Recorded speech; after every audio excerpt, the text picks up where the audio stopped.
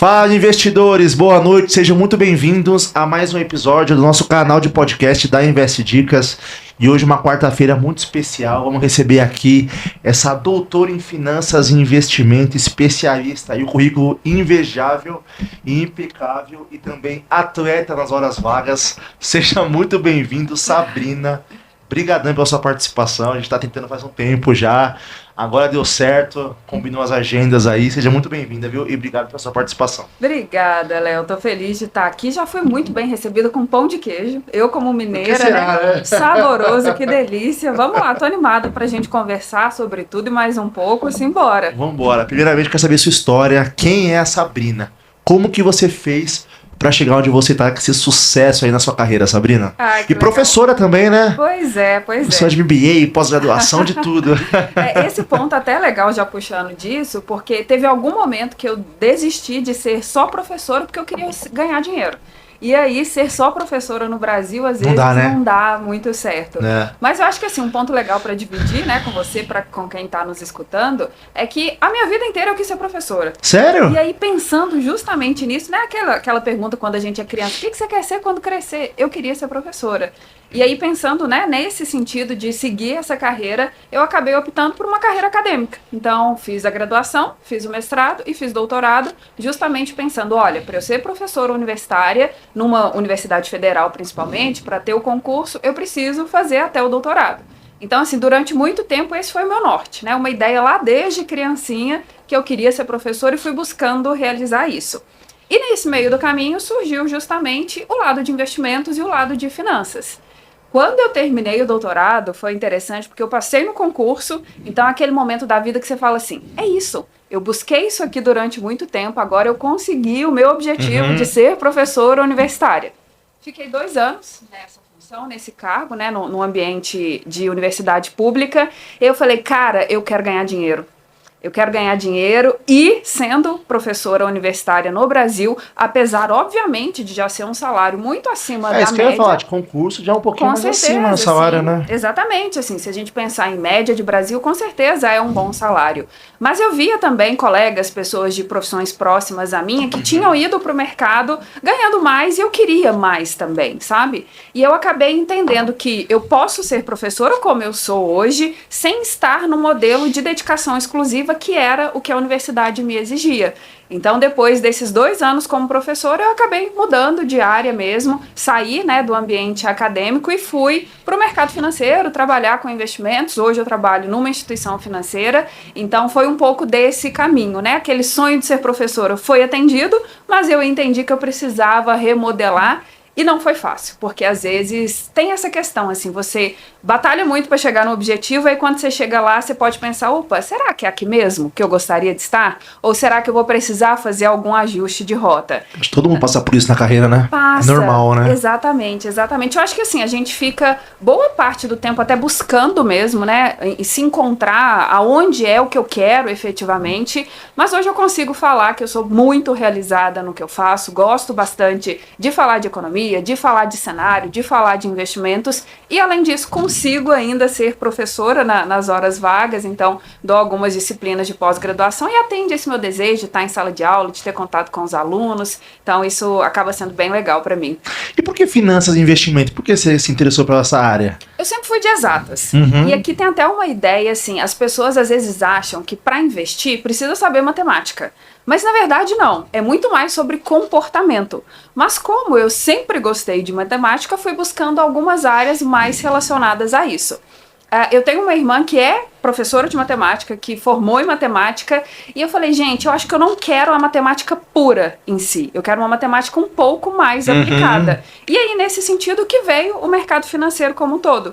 Então, eu já fui buscando uma área correlata à matemática, que ainda fosse de exatas, mas que não fosse estritamente cálculos.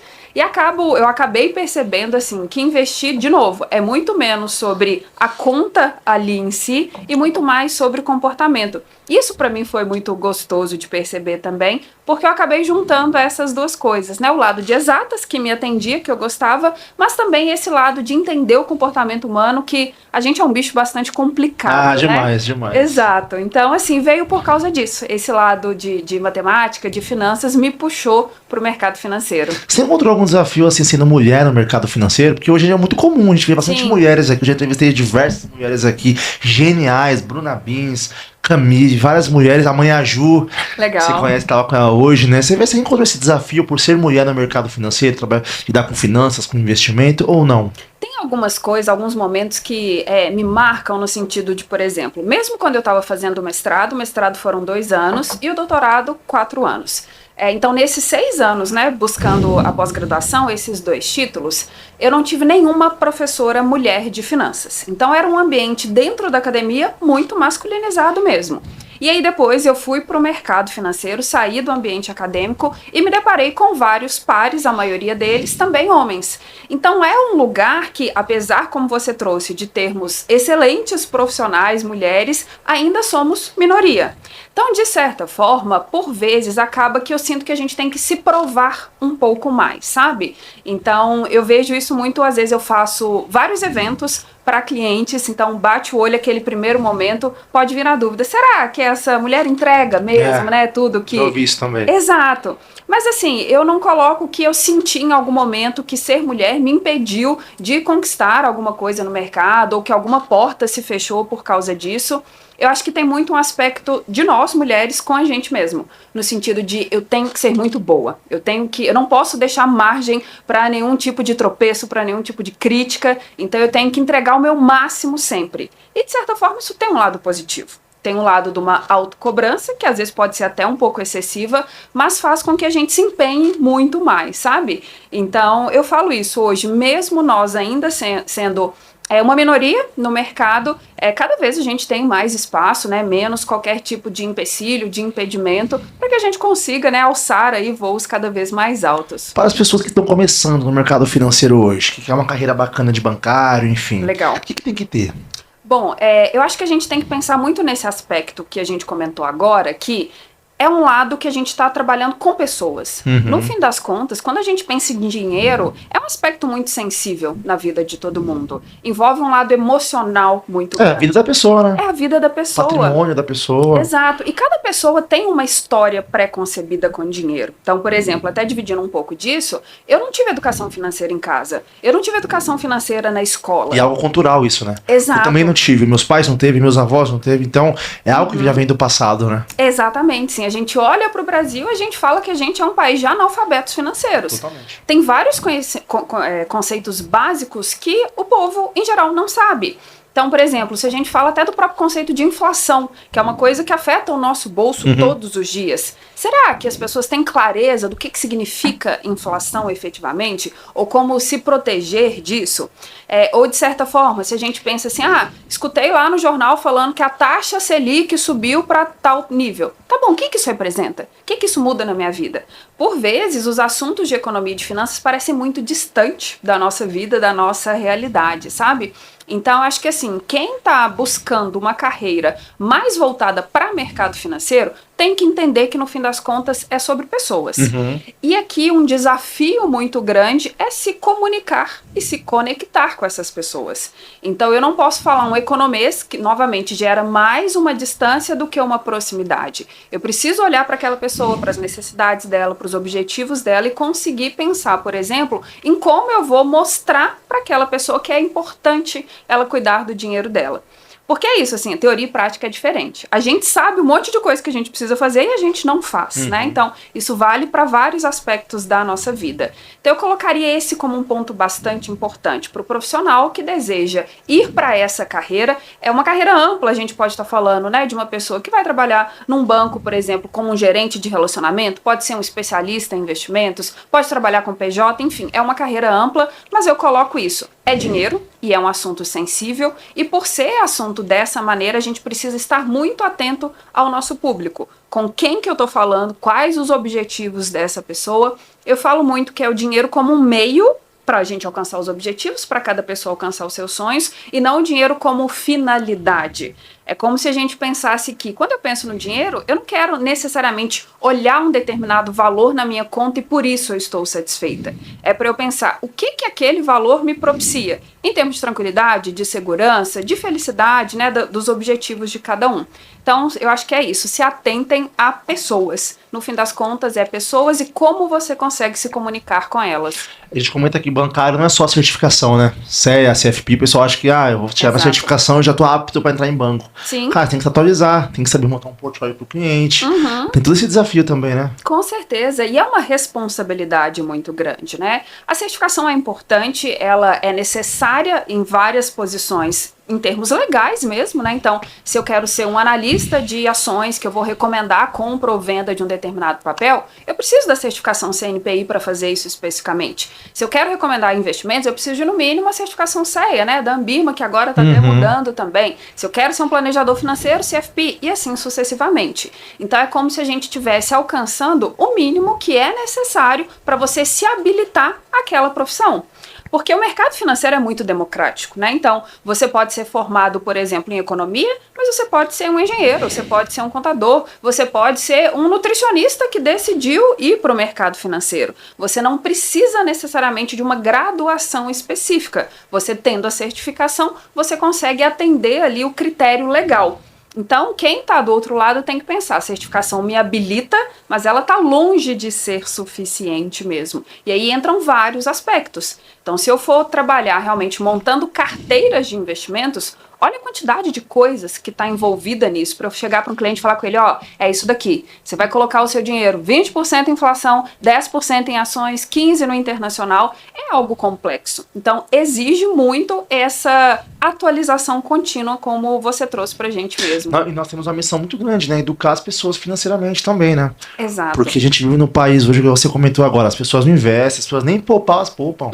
Exato. Muito difícil. Eu tenho uma conhecida minha agora que ela foi pega, acho que se separou do marido, tá jogando tigrinho. Sim. Gastou todo o dinheiro com tigrinho, o cara foi mandado embora, enfim, tava devendo, podia dinheiro na igreja emprestado pra pagar as contas, por conta de tigrinho. Então a pessoa, ela tinha dinheiro, só que ela não tinha uma boa educação financeira. Então o nosso papel na sociedade é muito grande hoje em dia, né? Com certeza, sim. Tem uma frase simples do Ícaro de Carvalho que ele fala que o fetiche do brasileiro é o atalho. Então o jogo do tigrinho, por exemplo, é uma forma que parece para a pessoa ser fácil de alcançar uma determinada quantidade de dinheiro. E por falta de educação financeira, ou por ganância, ou por N motivos combinados, ela acaba entrando nesse tipo de esquema e sendo prejudicada. Por vezes as pessoas falam assim, eu não invisto porque não sobra, tá? E aí a gente tem que mudar, porque no primeiro ponto você tem que organizar as suas finanças, começar ali da base da educação financeira para você fazer sobrar, para o seu orçamento caber dentro das suas receitas, para você ter esse investimento sempre. Por vezes eu escuto o pessoal falando assim, não, mas quando chegar meu 13º eu invisto. Ou quando eu receber o valor eu invisto. Demais, já fiz isso também antigamente. Sim, exato. A gente espera um determinado momento e a gente tem uma visão otimista de que quando chegar esse momento, quando o céu se alinhar, aí a gente começa a investir. Mas investir é algo que a gente tem que fazer todos os meses. Então, assim, isso não deveria ser negociado. Exatamente. Tem um ponto, a gente falando de comportamento, que justifica isso, porque basicamente as pessoas, quando pensam em investir, ficam com a sensação de que eu estou abrindo mão de algo agora. Então, assim, sente a dor do momento zero. Poxa, eu poderia gastar esse dinheiro de N outras formas e eu estou reservando isso daqui para investimentos. Às vezes não faz tanto sentido para a pessoa naquele momento isso. É difícil para a gente, como comportamento, abrir mão de um futuro em prol, né, realmente, abrir mão desse prazer imediato em prol de algo no futuro. A gente tem muita dificuldade de falar assim, o eu do futuro. Eu falo, cada vez que eu invisto, eu estou investindo para mim, no final das contas. É como se fosse um presente para a Sabrina daqui 5, 10, 15 anos que seja. Mas tem muito esse aspecto da gente tentar mudar a mentalidade. Então, eu acho que tem duas coisas, assim. A educação financeira falta, como a gente está conversando. Tem vários conteúdos básicos que as pessoas, em geral, ignoram, que elas não têm acesso, que elas não conhecem ou não buscam também. Por isso a importância, né, por exemplo, de podcasts como esse, para a gente levar de forma leve esse conteúdo. Gratuita também, né? Exato, acessível ali. Então, acho que esse é um ponto muito legal, que a gente precisa de educação financeira, mas tem uma questão muito importante do psicológico, da mentalidade, que a gente precisa mudar também. Como é que faz, Sabrina, pra gente mudar a povo a mentalidade? Como é que as pessoas começam a ter uma mentalidade de investidor? Pra poupar, pra investir o dinheiro? Porque assim, o que eu vejo no Brasil hoje? As pessoas querem antecipar muitos sonhos. Muito. Eu tenho um amigo meu, recentemente, ele comprou um carro, ele ganha R$ 2.500 por mês. Tá. Ele comprou um carro, ele paga de parcela de carro R$ 1.800. Ganhando 2,5 por mês. Eu falei assim, cara, não cabe no seu orçamento. Mas é meu sonho. Eu falei, tudo bem, mas não cabe hoje. Ele falou assim, não, eu vou comprar porque é meu sonho. Não sei o dia de amanhã, não sei, tô com dinheiro, eu vou comprar. Tá bom. Aí comprou. Sim. Aí passou um tempo e eu tô apertado, cara. Porque tem que pagar seguro, tem que pagar IPVA, gasolina. Eu falei assim, cara, o que você faz? Vende o carro. E, mas por quê? Meu sonho. Eu falei, é seu sonho. Mas a longo prazo. Não é agora. Você ia realizar esse sonho. Mas não agora, não é o momento ainda. Sim. Então, ao invés que o brasileiro acaba se endividando, não investindo por conta disso, que ele quer antecipar sonho, viagem, negócios, carro, casa. Sim. Tem muito disso também, né? Com certeza, tem muito disso. Tem uma frase que a gente fala muito, eu já falei, talvez você já tenha falado em algum momento, né? As pessoas falam, e se eu morrer? E se eu morrer vai ficar tudo aí? Mas assim, gente, assim, a gente pensando em conjunto, e se você sobreviver, que é a maior probabilidade, né? Ninguém, em geral, tá morrendo aqui de hoje para amanhã. Então não é e se eu morrer, e se eu sobreviver? Como é que você vai ter uma velhice minimamente saudável contando, por exemplo, com a previdência pública, com um sistema que te garante um mínimo ali, efetivamente? Eu entendo que a gente está imerso num ambiente muito orientado para consumo mesmo. E a gente tem um facilitador dos últimos anos para cá, que é o acesso ao crédito. É o que você falou. Hoje a gente consegue financiar carro, financiar casa, parcelar uma viagem. Então, está muito mais acessível. Tem um lado muito bacana disso, de ter esses sonhos podendo ser realizados. Mas quando a gente não faz isso com planejamento, que é o que acontece em muitas situações, você atende um desejo específico ali, mas você acaba sacrificando N outros. Então, por exemplo, no caso do seu amigo, quantas noites será que ele dormiu mal pensando de, poxa, como que eu vou pagar essa dívida? Várias. Noites sem dormir, inclusive. Exato, pensando, né? Olha, eu não posso ousar perder o meu emprego porque eu já tenho uma dívida grande acumulada aqui. Quando a gente fala, por exemplo, que eu já tenho esses parcelamentos, essas dívidas, é como se o seu salário, na verdade, ele não é seu, né? Boa parte dele já é de terceiros. Então é como se você tivesse muito menos controle, muito menos escolhas. Isso é verdade. Você já tem que terceirizar isso, você tem menos possibilidades. Então, de forma alguma, assim, eu demonizo ou eu critico o acesso ao crédito. Eu acho que isso é importante. Por vezes, né, a gente fala muito assim, financiar, você vai pagar 3, 4 imóveis. Mas, efetivamente, trazendo para a realidade, se muitas pessoas não financiassem, elas nunca conseguiriam ter um imóvel. Nunca. Viveriam no aluguel a vida inteira. Então, acho que assim, não dá pra gente só jogar nos extremos de falar, olha, não pode, sabe? Você tem que tolir totalmente os seus sonhos, os seus objetivos em prol de um planejamento. Mas dá pra gente fazer isso de forma mais consciente. E isso vem também, novamente, como, né? Com a educação financeira. De você ter a mínima noção, por exemplo, que se você entra num financiamento agora, em que a taxa Selic, a nossa taxa básica de juros, está em 2 dígitos, você vai pegar uma dívida de longo prazo muito mais cara de que se você esperar, por exemplo, e pegar um momento de Selic mais baixa. Ou até um momento assim... Bom, eu me endividei, eu tenho aqui o meu cartão de crédito, então eu vou usar mais o cartão de crédito, eu vou usar o cheque especial. Será que as pessoas têm noção da quantidade de juros envolvida nessas linhas de crédito? Então, quando a gente não conhece, a gente acaba tomando decisões no fluxo, no impulso, e isso custa caro pra gente. Então, assim, tenham sonhos, tenham objetivos, se planejem, tentem executar dentro das suas possibilidades, mas é bem importante pensar nisso. O quanto em prol de um atendimento de um desejo imediato, no curto prazo mesmo eu não sacrifico outros aspectos da minha vida, sabe? Então, dá pra gente pensar em colocar isso na balança. Não, eu já passei por isso também. Eu não tinha na época uma reserva de emergência, não tinha nada disso. E quando eu casei, né, e eu ficava preocupado, eu falei assim, poxa, mas se eu for mandado embora agora, o que eu faço? Eu ia dormir e ficava pensando, perdi a noite em claro, porque eu falei assim, poxa, agora é minha responsa, eu casei cedo, eu casei com 20 anos. Eu falei assim, o que eu faço agora? Faltou dinheiro aqui, não posso pedir pro meu pai, pro meu sogro, o que eu faço? Então, acho que 95% das pessoas do Brasil, dos brasileiros, eles vivem dessa maneira. Preocupado, pensando, poxa, o que eu posso fazer de diferente? Só que eu acho que as pessoas vivem tão automático, a galera não consegue mais sair do cheque especial, ela vive numa bolha. Exato. E é muito difícil sair. É difícil mesmo, é difícil sair desse fluxo, né? Porque é isso, assim, O que a gente tem que pensar é que, por vezes, a gente não sai desse fluxo porque a gente está muito imerso ali no nosso trabalho, na nossa rotina. Mas a gente trabalha para quê no final das contas? Um dos grandes objetivos é receber o salário no final do mês. Então, do que adianta você ficar ali só trabalhando, recebe seu salário, se no momento de utilizar isso, você não pensou nessa utilização, se ela já está comprometida, sabe? Então, assim, até pra gente otimizar o nosso dia a dia, de pensar assim, tá bom, eu trabalho para receber um salário, mas eu preciso cuidar desse dinheiro, porque senão eu vou entrando na corrida dos ratos, né, que é um termo famoso aí no mercado. Que é perigosíssimo, né? Perigosíssimo. Eu ganho mais, mas eu aumento o meu custo de vida, então eu tô sempre ali numa roda e eu nunca consigo sair disso. Então, assim, eu acho que é um exercício para todo mundo conhecer as suas finanças. A gente precisa fazer isso. Pode ser pelo aplicativo, se a pessoa preferir, ela pode anotar num caderninho, ela pode usar uma planilha em Excel, a forma que funcionar para ela. Não tem uma receita única nesse sentido. Mas como é que você vive sem saber o quanto você ganha e como você gasta? Às vezes eu pergunto assim, quanto que você gasta? Eu gasto tudo.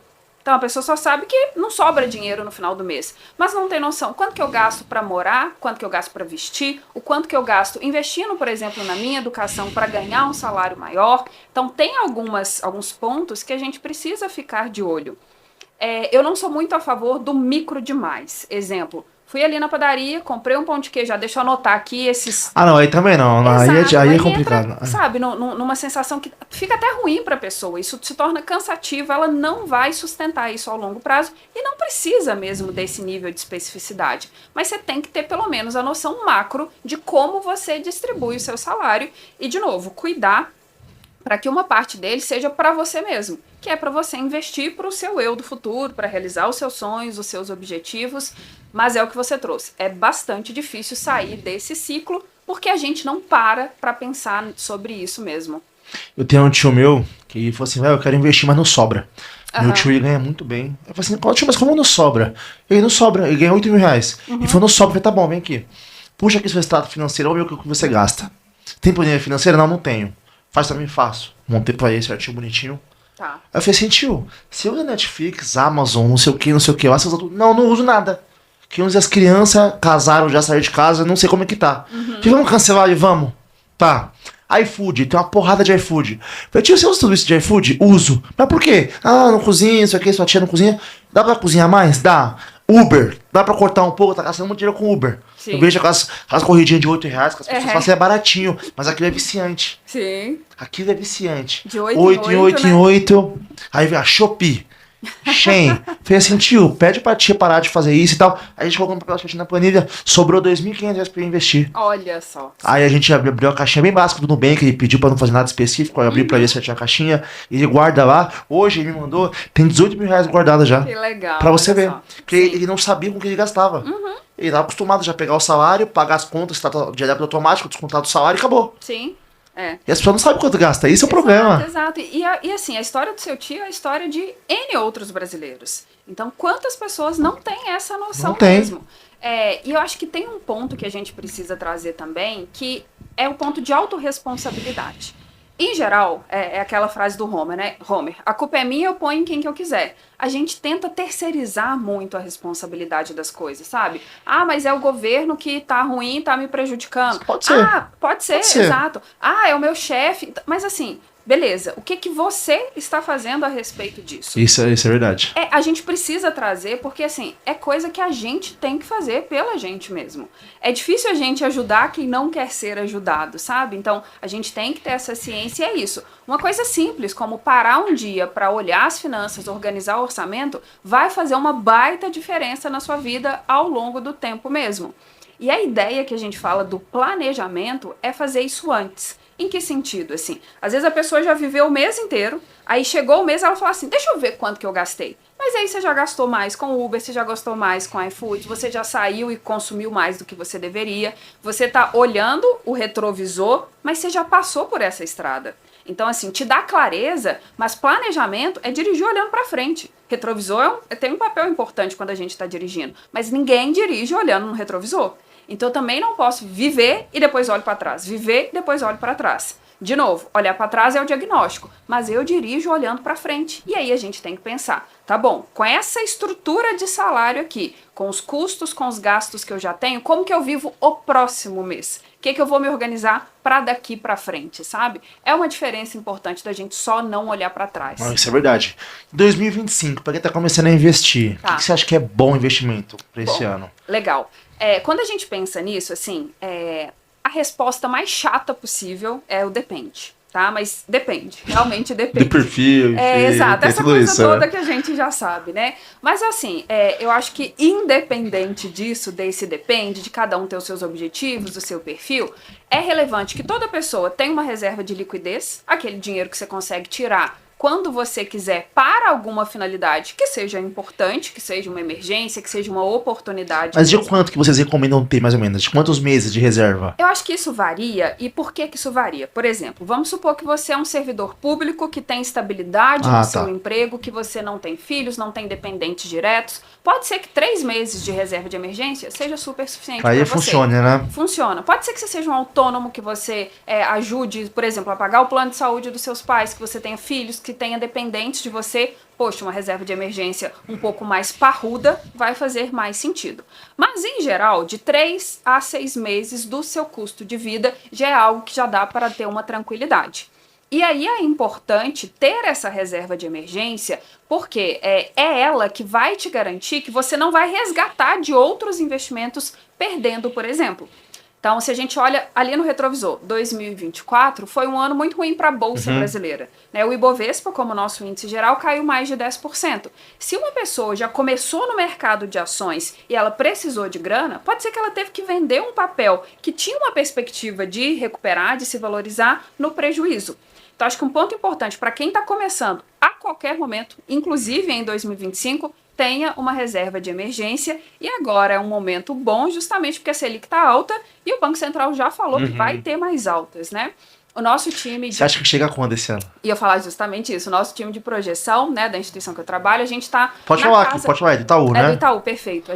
O time de projeção do Itaú, a gente está esperando 15% de Selic no 15%? final desse ano, exatamente.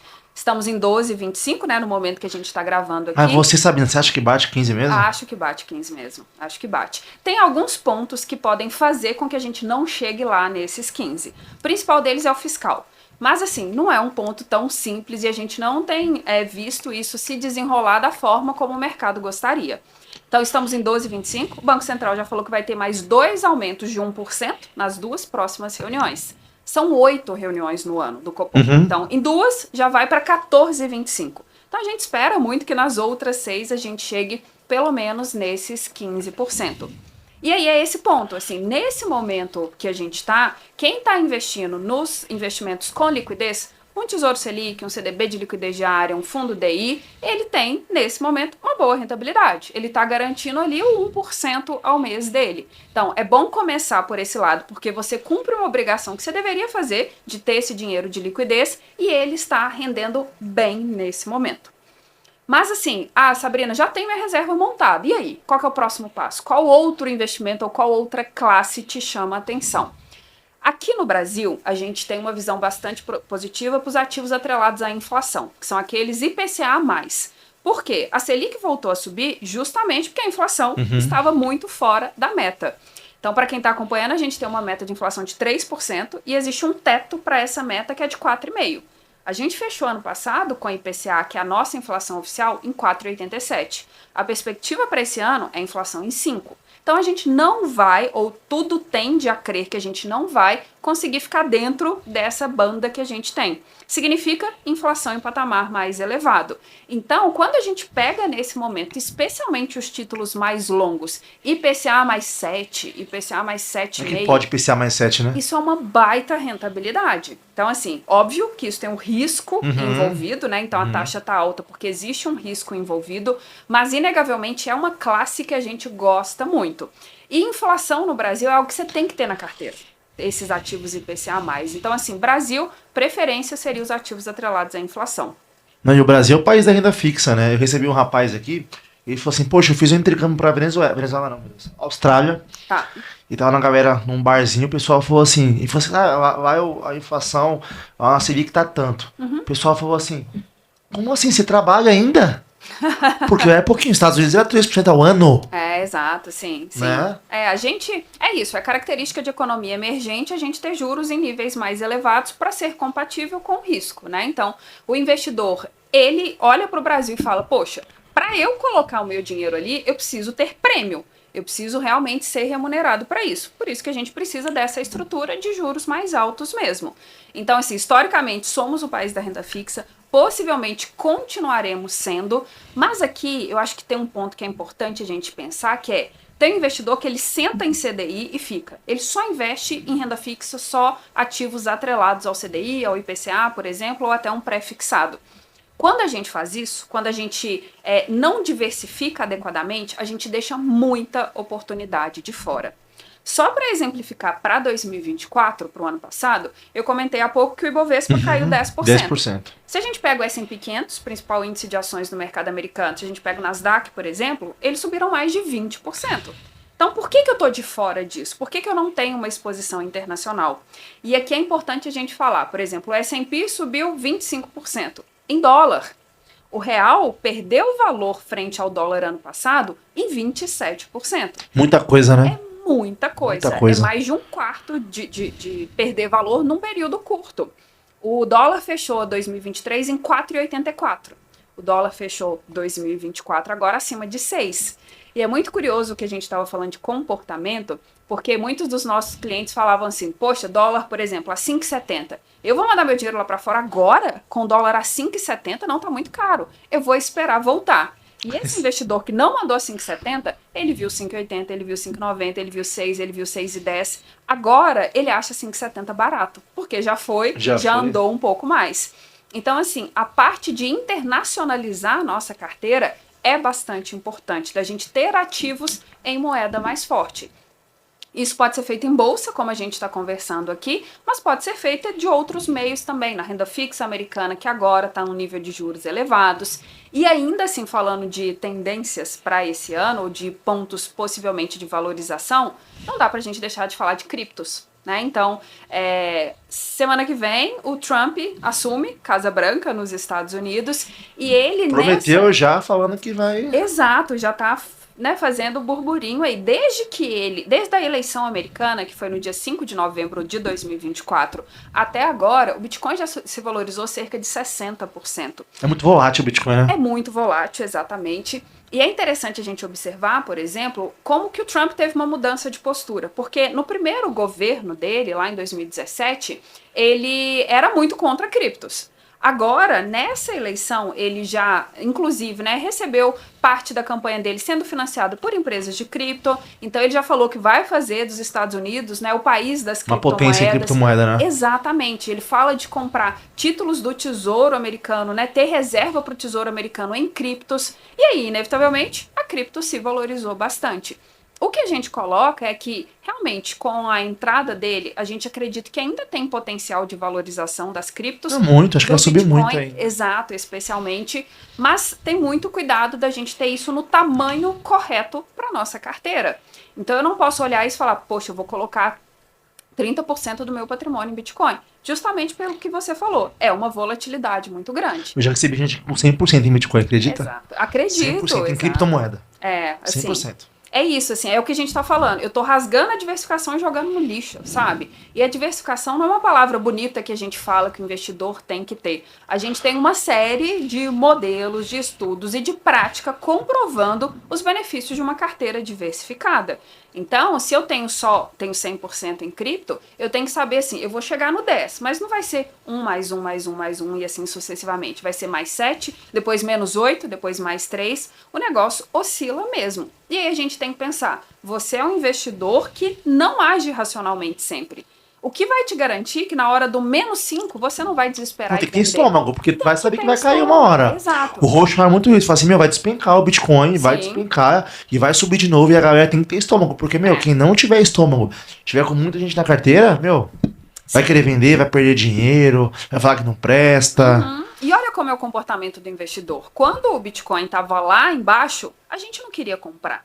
A gente quer comprar depois que ele já subiu. Seria que é uma modinha também? Um pouquinho é uma modinha pro brasileiro também, né? Tem um quê disso, né? De olhar e falar assim, não, esse é o negócio agora, é isso, é aquilo que eu falei. É o atalho. A gente quer o atalho. A gente quer o atalho. A gente quer o melhor investimento que vai resolver a nossa agora? vida. E agora, exato. Né, o Warren Buffett fala, ninguém quer ficar rico no longo prazo, a gente quer ficar rico de imediato. Então tem esse quê, né, da gente querer acelerar muito um processo que é de construção de patrimônio.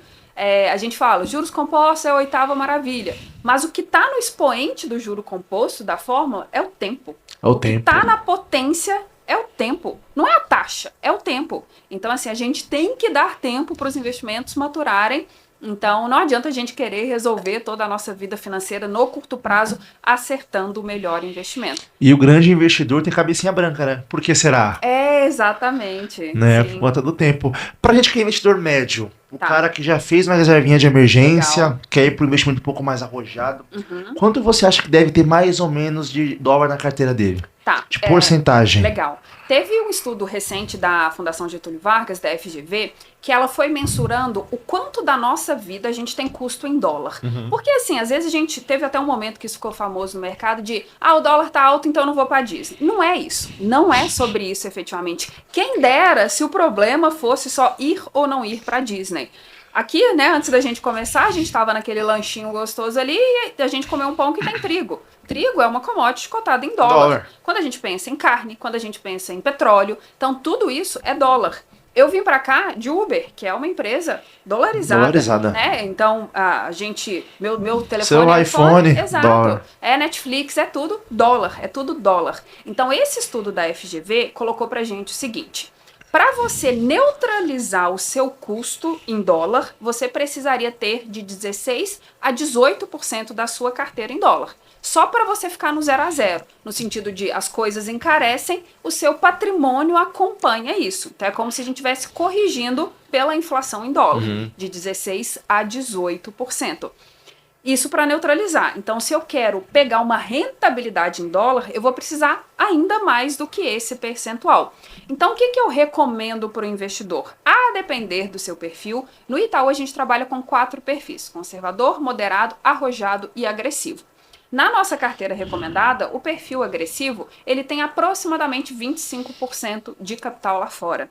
O perfil agressivo, né, o arrojado 25%, o agressivo ele vai ter por volta de 20%.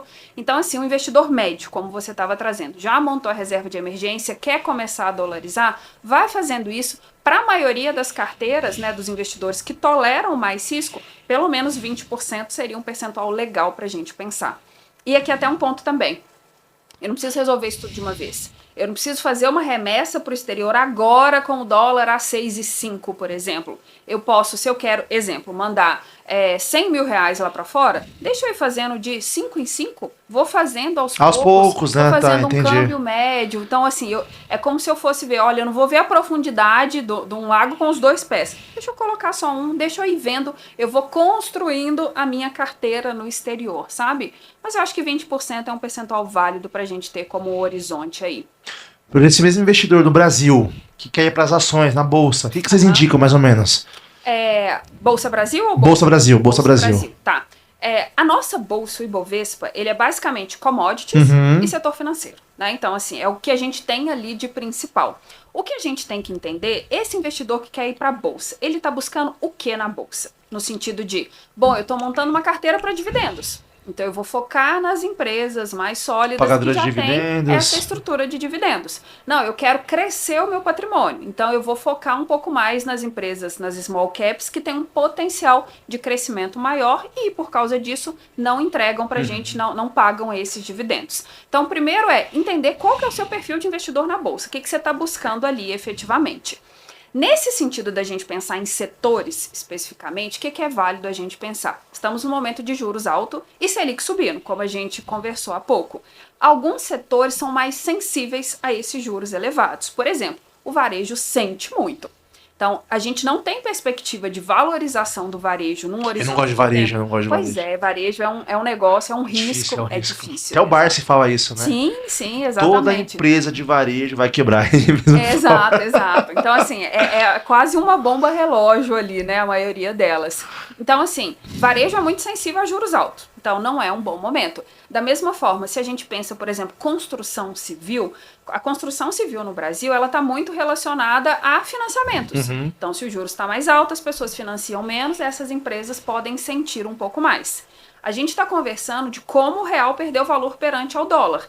Eu tenho uma série de empresas na Bolsa que tem parte das receitas dolarizadas, que podem se beneficiar disso. Sim. Então, por exemplo, a Klabin, que é uma exportadora, pode ser um papel que nesse contexto acabe se beneficiando. Então, o que eu recomendo para o investidor quando a gente pensa em ações? Não vejo como ideal buscar o índice, o Ibovespa, aí eu vou investir num índice como um todo, porque o nosso índice está pegando um monte de coisa ali e tem um monte de coisa que não é boa mesmo, que não está num bom momento. Então, selecione bem esses ativos e pense em que momento a gente está e quais setores são mais beneficiados. Então, assim, eu gosto muito do setor de energia, acho que é um setor bastante perene, né, que as empresas que estão ali em geral são muito boas. Eu gosto do setor financeiro, né, então o mercado bancário brasileiro é bastante desenvolvido, então são empresas que pagam dividendos, que têm já uma solidez, então é um setor que eu gosto também. E também me atentaria a esses setores ou essas empresas que têm parte das receitas em dólar, porque a gente acaba vendo que a tendência é o dólar se valorizar mais. E aí entra de novo a história do contexto Trump. Uma das características do Trump é ser extremamente protecionista. Então ele é pró-Estados Unidos. O que significa isso? Dólar se fortalece globalmente. Então essa tendência do real é continuar se desvalorizando perante ao dólar. Então buscar empresas que têm receita em dólar pode ser bastante interessante. Então cuidem disso, da seleção de quais ações Brasil a gente está falando e tentem evitar o índice como um todo, porque é isso, tem muita coisa ali dentro e tem muita coisa que não vai se beneficiar do ciclo que a gente está.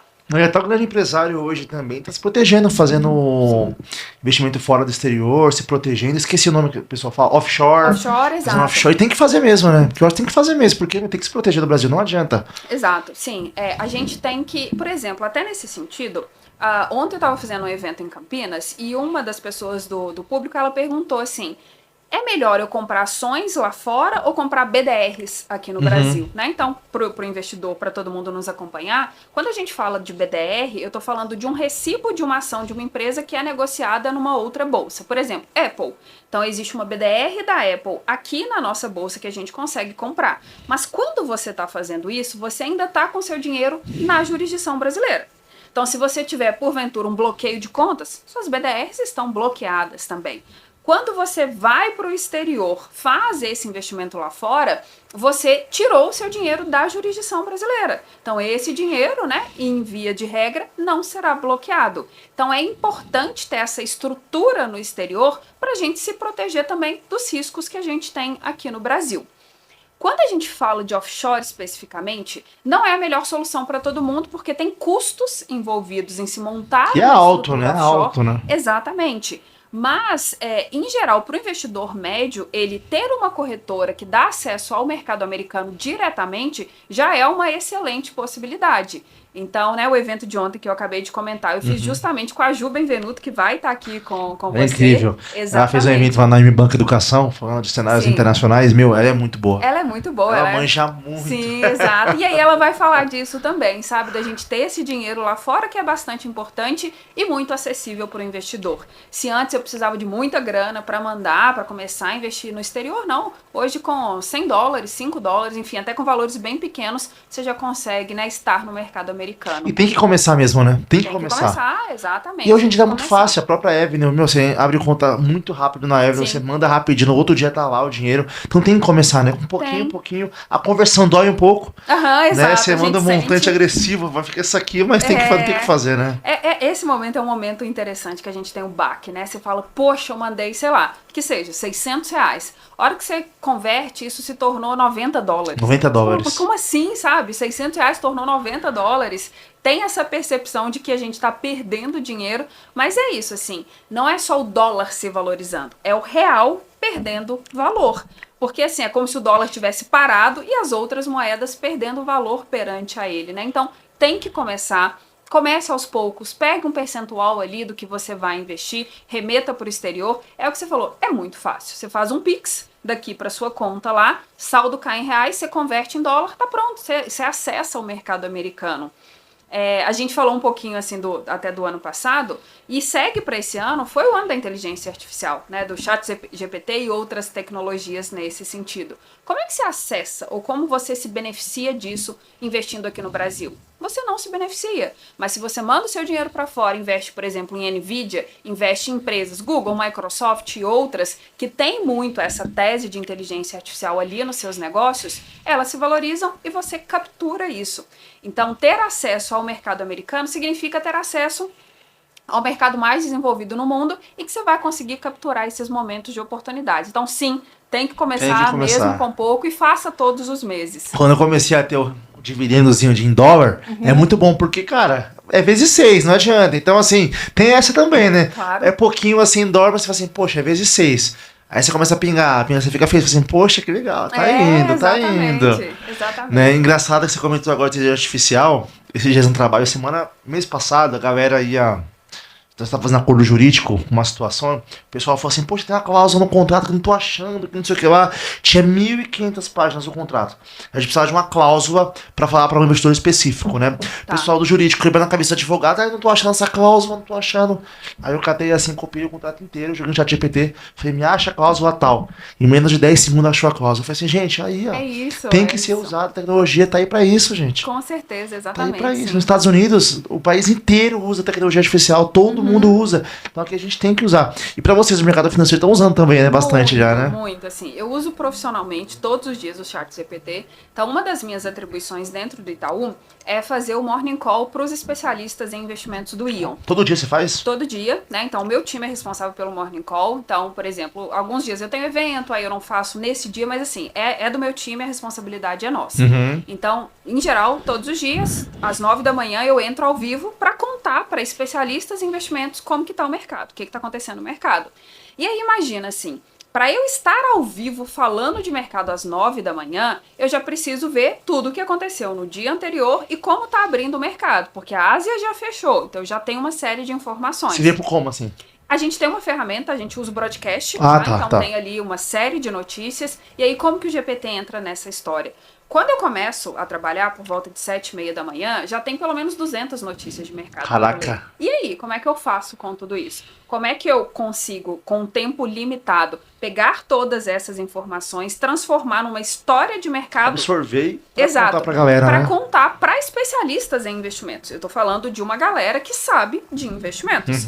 Então, o que a gente faz hoje? A gente pega essas principais notícias, joga no GPT e fala com ele, me conta a história de mercado de ontem. Ele monta um texto para mim. Que legal. É claro que naquele momento que vem o texto, aí entra o meu crivo como especialista e entender o que ali faz sentido, o que eu preciso desenvolver um pouco mais. Então não é um trabalho jornalístico no sentido de o script que ele me dá, eu vou ler e vai virar isso. Mas ele é um baita facilitador. Ele faz com que se antes eu demorava 2 horas para ficar lendo notícias e anotando e compilando, ele já fez isso por mim.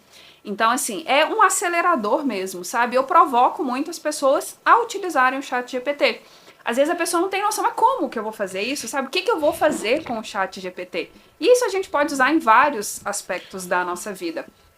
Eu comecei a conversar com o chat GPT em inglês para treinar, para ter uma prática. E aí eu contei para ele, eu falei, olha... Você fala inglês? Na verdade, já fiz durante muito tempo, então hoje eu utilizo mais para praticar mesmo. Então eu falo com ele, olha, eu quero aprimorar o meu inglês para negócios, então você conversa comigo? Me escolhe um tema para mim. Aí ele fala assim, eu gostaria que você falasse sobre inflação no Brasil. E aí, tudo em inglês, né? Então eu vou desenvolvendo o tema de inflação em inglês e eu peço para ele, quando eu terminar de falar, me corrija, veja quais pontos eu posso melhorar. É incrível, é sensacional. E ele fala, olha, você pode melhorar o seu vocabulário usando tais e tais termos, é mais comum no mercado utilizar esse termo aqui. Então, assim, é uma forma do meu dia a dia de utilizar que não está relacionado com o mercado financeiro, mas melhora uma habilidade que eu tenho. Então, eu acho que fica essa provocação para as pessoas. O que você quer melhorar? O ChatGPT pode te ajudar nisso. Ele pode ser um aliado seu nesse sentido. Não, e tem uma ferramenta que eu uso, que eu esqueci o nome, também é de IA, no Sim. Excel.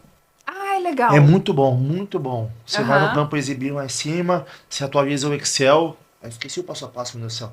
Aí tudo que você pede, faça a planilha tal, com dashboard tal, e faz certinho, gente. Sim, exatamente. Como é que isso, pode, você né? tá ganhando tempo. Tá ganhando tempo. E tempo é uma das coisas mais preciosas que a gente tem. Não, e a galera não usa. A Não galera não usa. Uhum. No dia a dia, tem que usar. Não adianta, gente. Sim. Se você não souber hoje tecnologia, você fica pra trás. Sim, exatamente. E você pode usar, por exemplo, assim, você vai escrever um e-mail. Escreve o e-mail, joga no ChatGPT e fala com ele. Qual que é a ideia que eu tô passando nesse e-mail aqui? Qual que é o tom que você tá entendendo que eu tô colocando? Você pode corrigir a ortografia pra mim, por exemplo, sabe? Então tem várias coisas, de novo, no nosso dia a dia que a gente dá pra utilizar a inteligência artificial. E é isso, é algo que veio e vai continuar. Vai evoluir cada vez mais, Vai né? evoluir cada vez mais. E aí, de novo, como que eu posso ganhar dinheiro com isso? Que é melhor ainda, né? Exatamente. Então eu posso ganhar dinheiro com isso investindo em empresas que se beneficiam ou que têm, né, ali nos seus negócios inteligência artificial. Então é uma das formas da gente fazer. Eu já ganhei dinheiro no ChatGPT fazendo e-book, acredita? Ah, entendi. Faça um e-book para venda de investimento para iniciantes. Sim. Aí eu joguei no CapCut, né? Fiz certinho os negocinhos lá e joguei e tal na plataforma. A pessoa compra. Sim, a galera exato. compra. Então você vai ganhar dinheiro no ChatGPT hoje em dia. Sim, exato. É muito com poderosa certeza. essa ferramenta. É Com muito certeza. boa. É muito boa mesmo. É isso, a gente se provocar e ir utilizando mesmo. E realmente, assim, ele tem uma curva de aprendizado muito legal. Então, a primeira vez que eu pedi para ele condensar as notícias de mercado para me ajudar com o Morning Call, saiu um determinado resultado. Eu falo para ele, olha, o tom que você está usando não está adequado, eu senti falta de notícias da China e é algo relevante para a gente trazer. Na próxima Ele vai vez, adequando, né? ele vai adequando. Então, você vai ali tendo uma conversa efetivamente, ele, beleza. Então, a partir disso, eu entendi. Uma coisa que é super válida que a gente utiliza também eu quero que você cuspa nesse modelo, esse resultado. Então, assim, eu te mostro o resultado. E aí eu te falo, olha, com base nisso, chegue pra mim nesse resultado. Você já tá contando pra ele o que você espera. E aí ele vai construir isso, sabe? Você usa qual versão dele? Aquela 4? É 4, né? É a 4.0, isso, mas a gente usa a versão paga pelo banco. Então a gente usa o GPT Enterprise e essa 4.0 é a que a gente tá no dia a dia nosso. Eu pago também, porque não tem como não pagar. Exato. Se vale a pena. Vale a pena, é um investimento, gente. Exato. Investimento. Você não sabia essa Enterprise, como é que funciona? É normal? Eu acho que ela só é uma versão diferente para empresas, assim, porque... Vou até anotar aqui. Pois é. O que eu ia colocar é que, assim, a gente tem LGPD, né? Então, a Lei Geral de Proteção de Dados. Então, tem uma série de dados sensíveis que a gente tem acesso por ser uma instituição financeira. Então, a Enterprise, ela já é toda... adequada para os padrões de LGPD. Mas o pago muda do gratuito, muda muita coisa. Eu já tive o gratuito e tenho o pago. Você vê que as respostas é muito mais personalizada, aí tem que ser mesmo, tá pago, né? Exatamente. É justo, né? Justo, que seja melhor, justo. com certeza, sim. Como é que você vê a questão do planejamento financeiro? Um erro comum das pessoas que vai começar a fazer esse planejamento financeiro. Que principal erro que você enxerga nas pessoas, assim, pra montar um planejamento financeiro, assim, sólido, pra ter uma liberdade financeira, pra tudo na vida, né? Tá. Eu acho que um ponto é não fazer isso de forma sustentável, sabe? Porque, às vezes, se a gente vai pegar um modelo pronto, pode ser que aquele modelo não seja o mais adequado para a sua vida.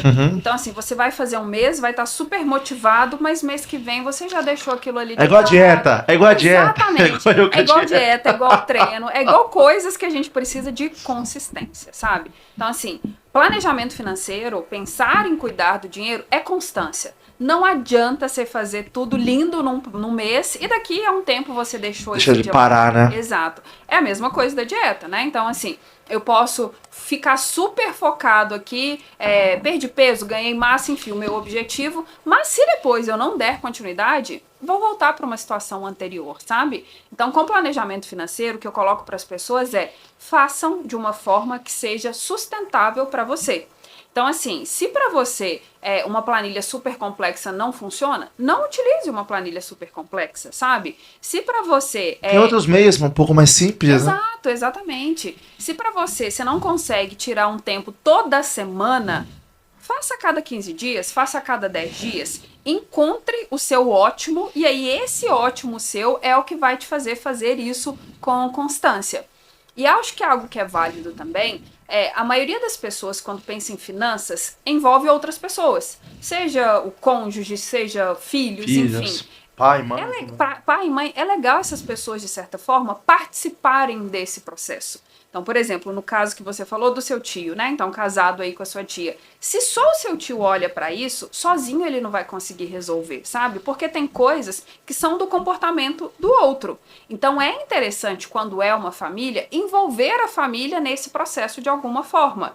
É claro que, assim, se eu tô falando de criança, eu vou calibrar o tipo de informação que eu vou passar para essa criança, mas é importante ela saber que, olha, a gente tá cuidando do dinheiro. A gente agora, todos os meses, vai sair uma vez a menos, porque a gente vai viajar daqui X períodos. Ou porque a gente tem o objetivo de trocar de imóvel, alguma coisa nesse sentido. Mas tá? sabe o que eu vejo? Que falar de dinheiro dói. Dói. Principalmente em casal, eu vejo muito isso. Muito, eu vejo que amigos não conversam com a esposa de quanto ganha. A pessoa não sabe quanto a esposa ganha, ela não sabe quanto o esposo ganha. Então dói, é um tabu falar de dinheiro ainda. É um tabu falar de dinheiro, sim.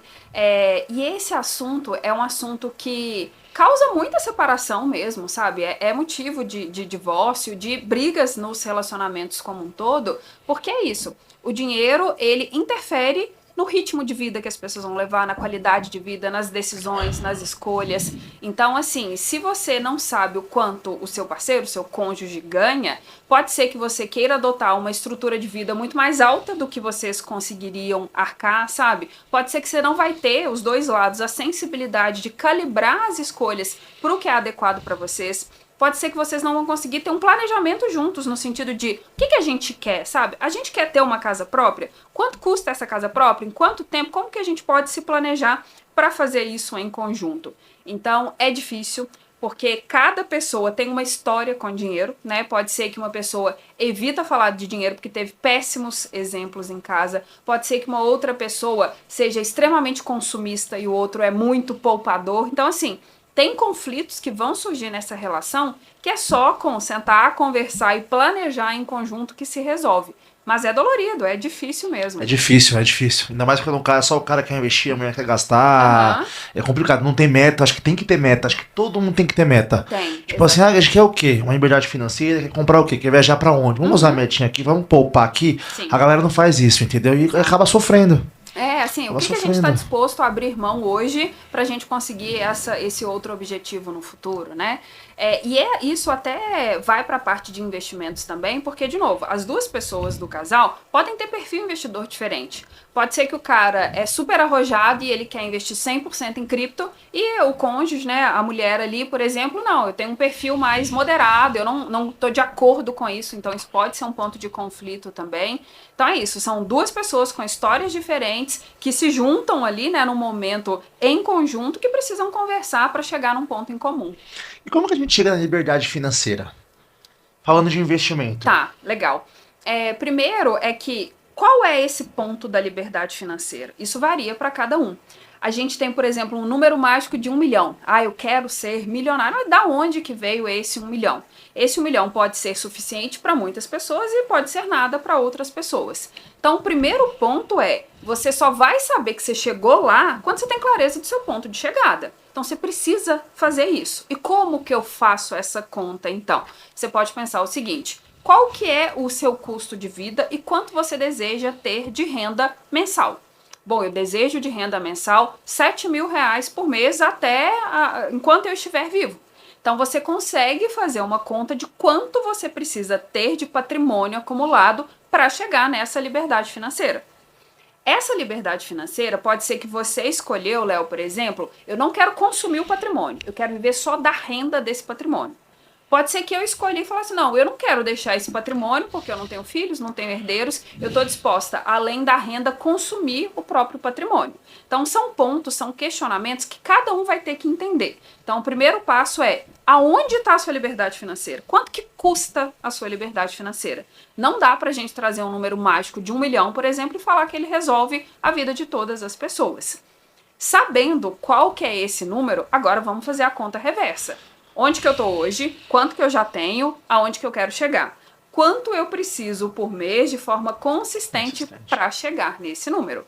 A partir disso, eu sei que é X mil reais por mês, ou X reais por mês. E aí eu vou buscar, então, crescer o meu patrimônio a uma determinada taxa de juros. E aí eu vou montar uma carteira de investimentos para fazer isso, sabe? Essa carteira Proteger da inflação também é importante, Exato, né? isso que eu ia falar. Essa carteira de investimentos é importante da gente saber que eu estou projetando uma renda para a Sabrina daqui 15, 20 anos, por exemplo. E aí, qual que é o custo de vida lá naquele momento? Então eu tenho que pensar na inflação nesse período. Então por isso que eu coloquei hoje e sempre a gente gosta dos ativos atrelados à inflação dentro da nossa estrutura de patrimônio.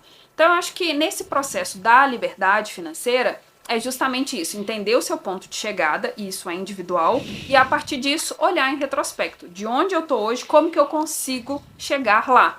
E aí pode ser que nesse momento você vai precisar fazer ajustes, você vai falar assim, poxa, na minha conta eu preciso guardar 5 mil reais por mês. Tá, eu não tenho condição de fazer isso. Então o que eu vou ter que fazer? Ou eu vou ter que esperar mais tempo, eu vou mexer no expoente do tempo, então eu vou acumular por mais tempo, ou eu vou ter que ajustar ou buscar outra fonte de renda para conseguir suprir isso. Mas é um exercício bastante dinâmico e é legal que as pessoas façam essa conta.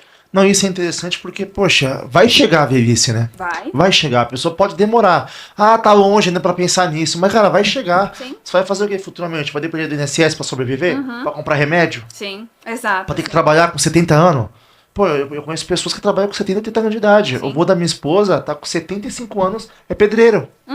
Exato, sim. Né? Então vai chegar. Então, poxa, hoje eu tô com 26 anos, a galera, hoje pode demorar muito, sabe? Mas, cara, guarda, junta dinheiro. Sim, exatamente. Né? A longo prazo. Isso. A longo prazo. Exato. Porque a galera hoje é muito imediatista, ainda mais os jovens. Não quer saber de nada hoje em dia. Nada. Ah, não quer trabalhar? Nossa geração neném.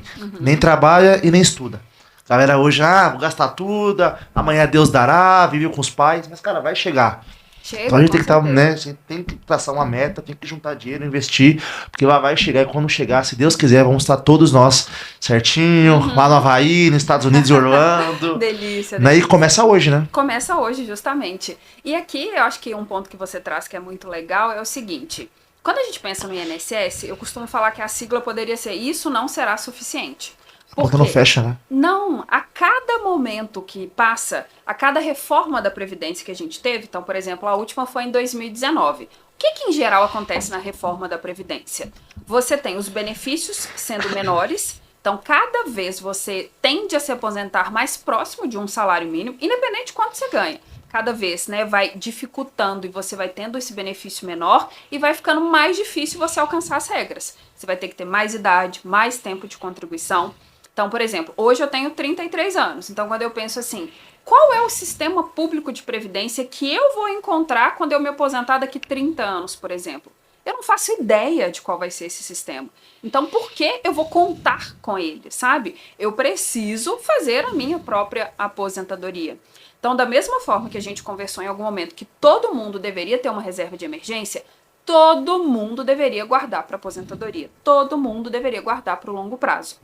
Tem uma pesquisa da Ambima, que é a Raio-X do Investidor, que ela é feita todos os anos. Uma das perguntas dela é muito interessante, que é de onde virá a sua renda quando você se aposentar? Então pergunta isso para as pessoas. Provocante, hein? Exatamente. E aí, né, quem está nos acompanhando, de onde virá a sua renda quando você se aposentar? Se você está terceirizando a sua responsabilidade para o Estado, esse é um problema. Você deveria estar cuidando da sua aposentadoria. Da mesma forma, nessa pesquisa, a maior parte das pessoas responde que virá do salário. Isso significa justamente o caso que você falou. Então eu não vou me aposentar, porque eu não consigo me aposentar, eu preciso continuar trabalhando. A quantidade de aposentados no Brasil que volta a trabalhar é imensa. Não, é gigantesca. É gigantesca, exatamente. Meu pai na época fez isso também. Sim.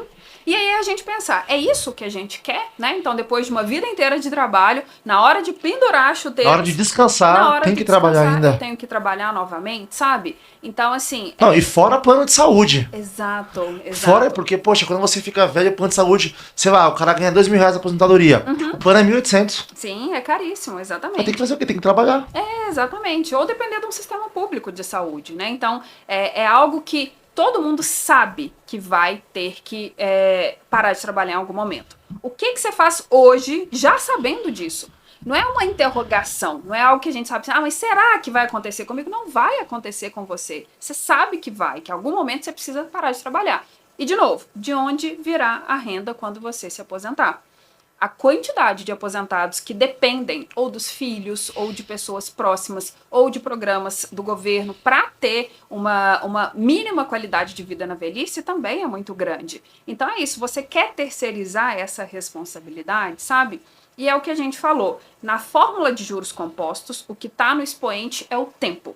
Então, quanto antes você começa, mais leve fica. Você pode guardar menos hoje, porque você vai dar tempo para aquele dinheiro crescer. Então, né, para todo mundo que está nos acompanhando, comece. Se você ainda não começou a planejar e executar o planejamento da sua aposentadoria, você já deveria estar fazendo isso. No real, quando você começa a investir, você quer aumentar os aportes, né? Isso é interessante. Aí você vai querer estudar, vai querer fazer renda extra, vai começar cada vez mais a investir mais. Porque o que deixa rico não é só os investimentos, é o aporte. É, exatamente. Você vai vendo ali, né, o dinheiro crescendo, o aporte, engordando esse bolo de dinheiro, e é isso, você vai se sentindo mais motivado. Então, é um ciclo que se alimenta positivamente, né? Quanto mais você faz, mais você quer fazer. E é isso mesmo. Isso é então verdade. tem que ser dessa forma. Pra galera que tem assessoria de investimento, que assina recomendações financeiras, Tá. o qual é importante para a pessoa também saber de investimento? Não só terceirizar. Poxa, meu assessor faz aqui, mas é importante a pessoa saber do investimento e aonde está investido também, né? Sim, sim. É o que a gente está falando, assim, o maior interessado no seu sucesso financeiro é você mesmo. Então, ninguém deveria cuidar tão bem do seu dinheiro quanto você mesmo. É claro que cada pessoa que está acompanhando tem seu trabalho, tem suas atribuições, tem sua família, tem o seu tempo limitado. Então, a gente não está falando necessariamente para a pessoa se tornar um especialista em investimentos, mas tem conceitos mínimos que você precisa entender, até para você ter uma conversa de qualidade com quem está te assessorando, até para você conseguir criticar quem está te assessorando, sabe? A gente discute muito, o mercado discute muito uma assessoria que é isenta ou não é isenta, sabe? Então, assim, você precisa realmente ter esse conhecimento mínimo para você falar, mas por que mesmo você está me recomendando esse investimento? Como é que funciona isso daqui? Mas será que ele é o melhor para mim no momento de vida que eu tô? Aí você quer falar, tá dentro do que eu quero? Exatamente, está dentro dos meus objetivos, sabe? E é isso, assim, quando você conhece o mínimo, você acaba tendo resultados mais positivos porque você toma melhores decisões mesmo. Então, mesmo quem tem assessoria, mesmo quem assina casa de análise, é legal muito isso porque você tem um profissional dedicado a fazer estudos mais aprofundados para você, mas isso não exime a sua responsabilidade, né? Você não pode só terceirizar totalmente. Eu recebi uma menina aqui, a Bruna Bins, da Portfel. Sim. Ela comentou que ela recebeu uma senhora que ela tava querendo se matar porque o assessor colocou a carteira em COI, ela não sabia, enfim. Aí pra se livrar daquilo tinha que vender, ela ia perder mais de 20% do patrimônio, mais de 35% do patrimônio. E ela tava muito chateada, enfim. Então tem que saber, porque às vezes também o assessor quer ganhar comissãozinha, Sim. paga mais. Eu acho que em bancão tinha muito isso antigamente, né? Tinha.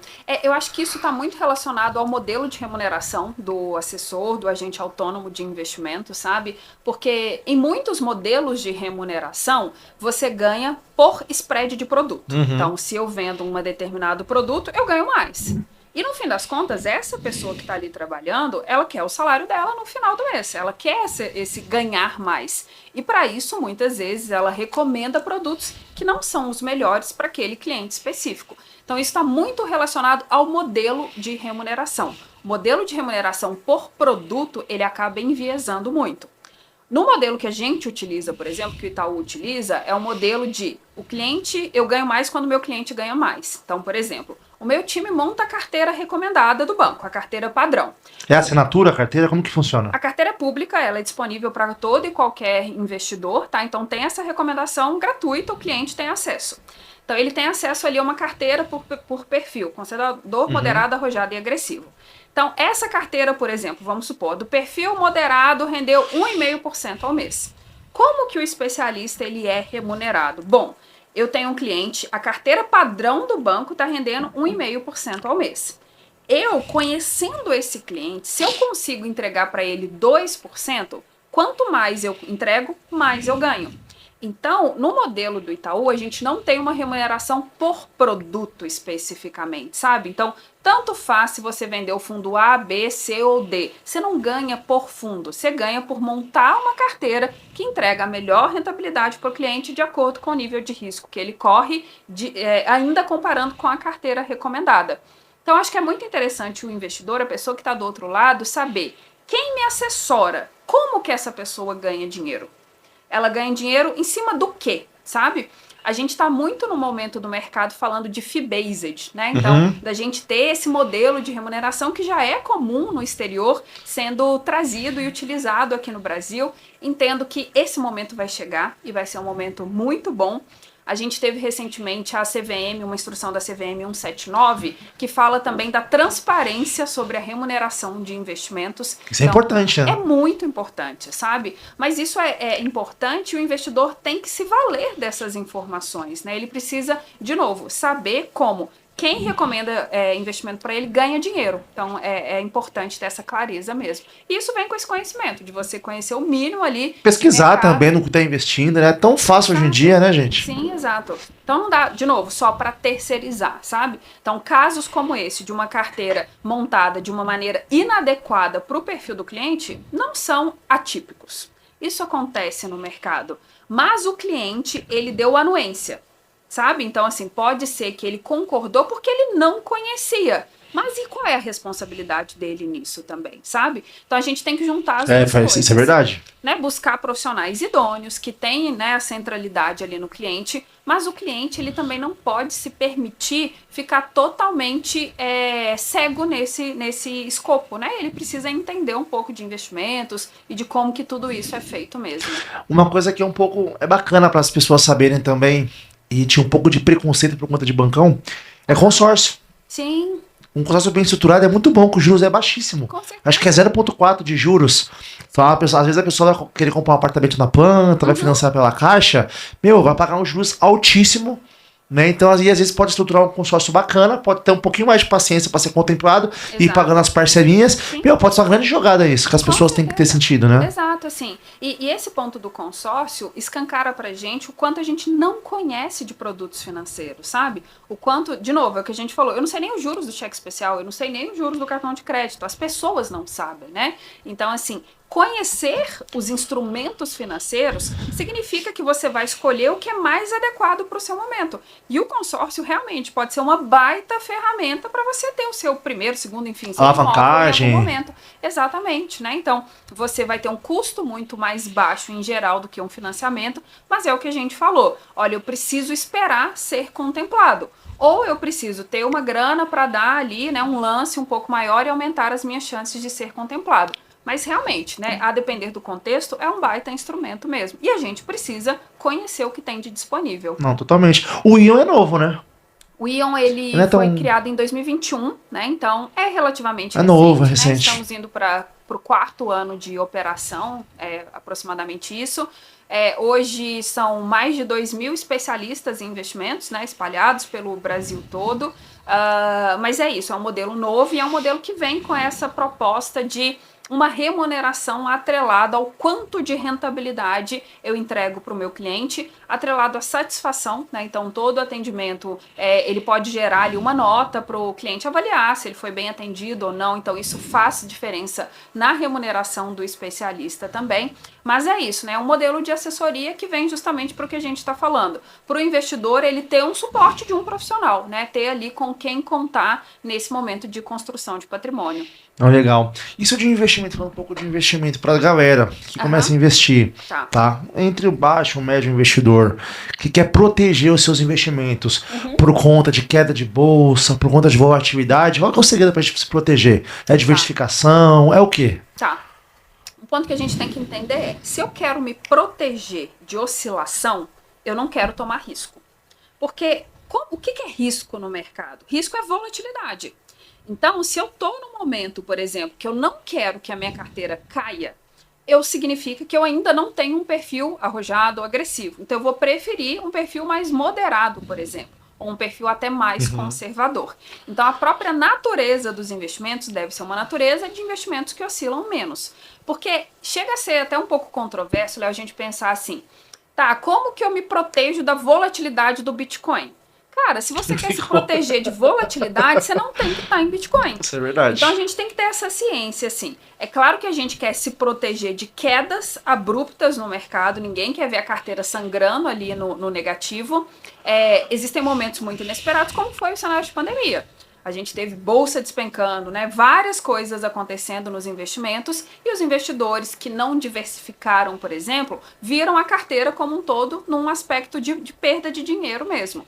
Então, a diversificação é a principal ferramenta que a gente tem e a diversificação ela tem que ser feita de forma eficiente. Por quê?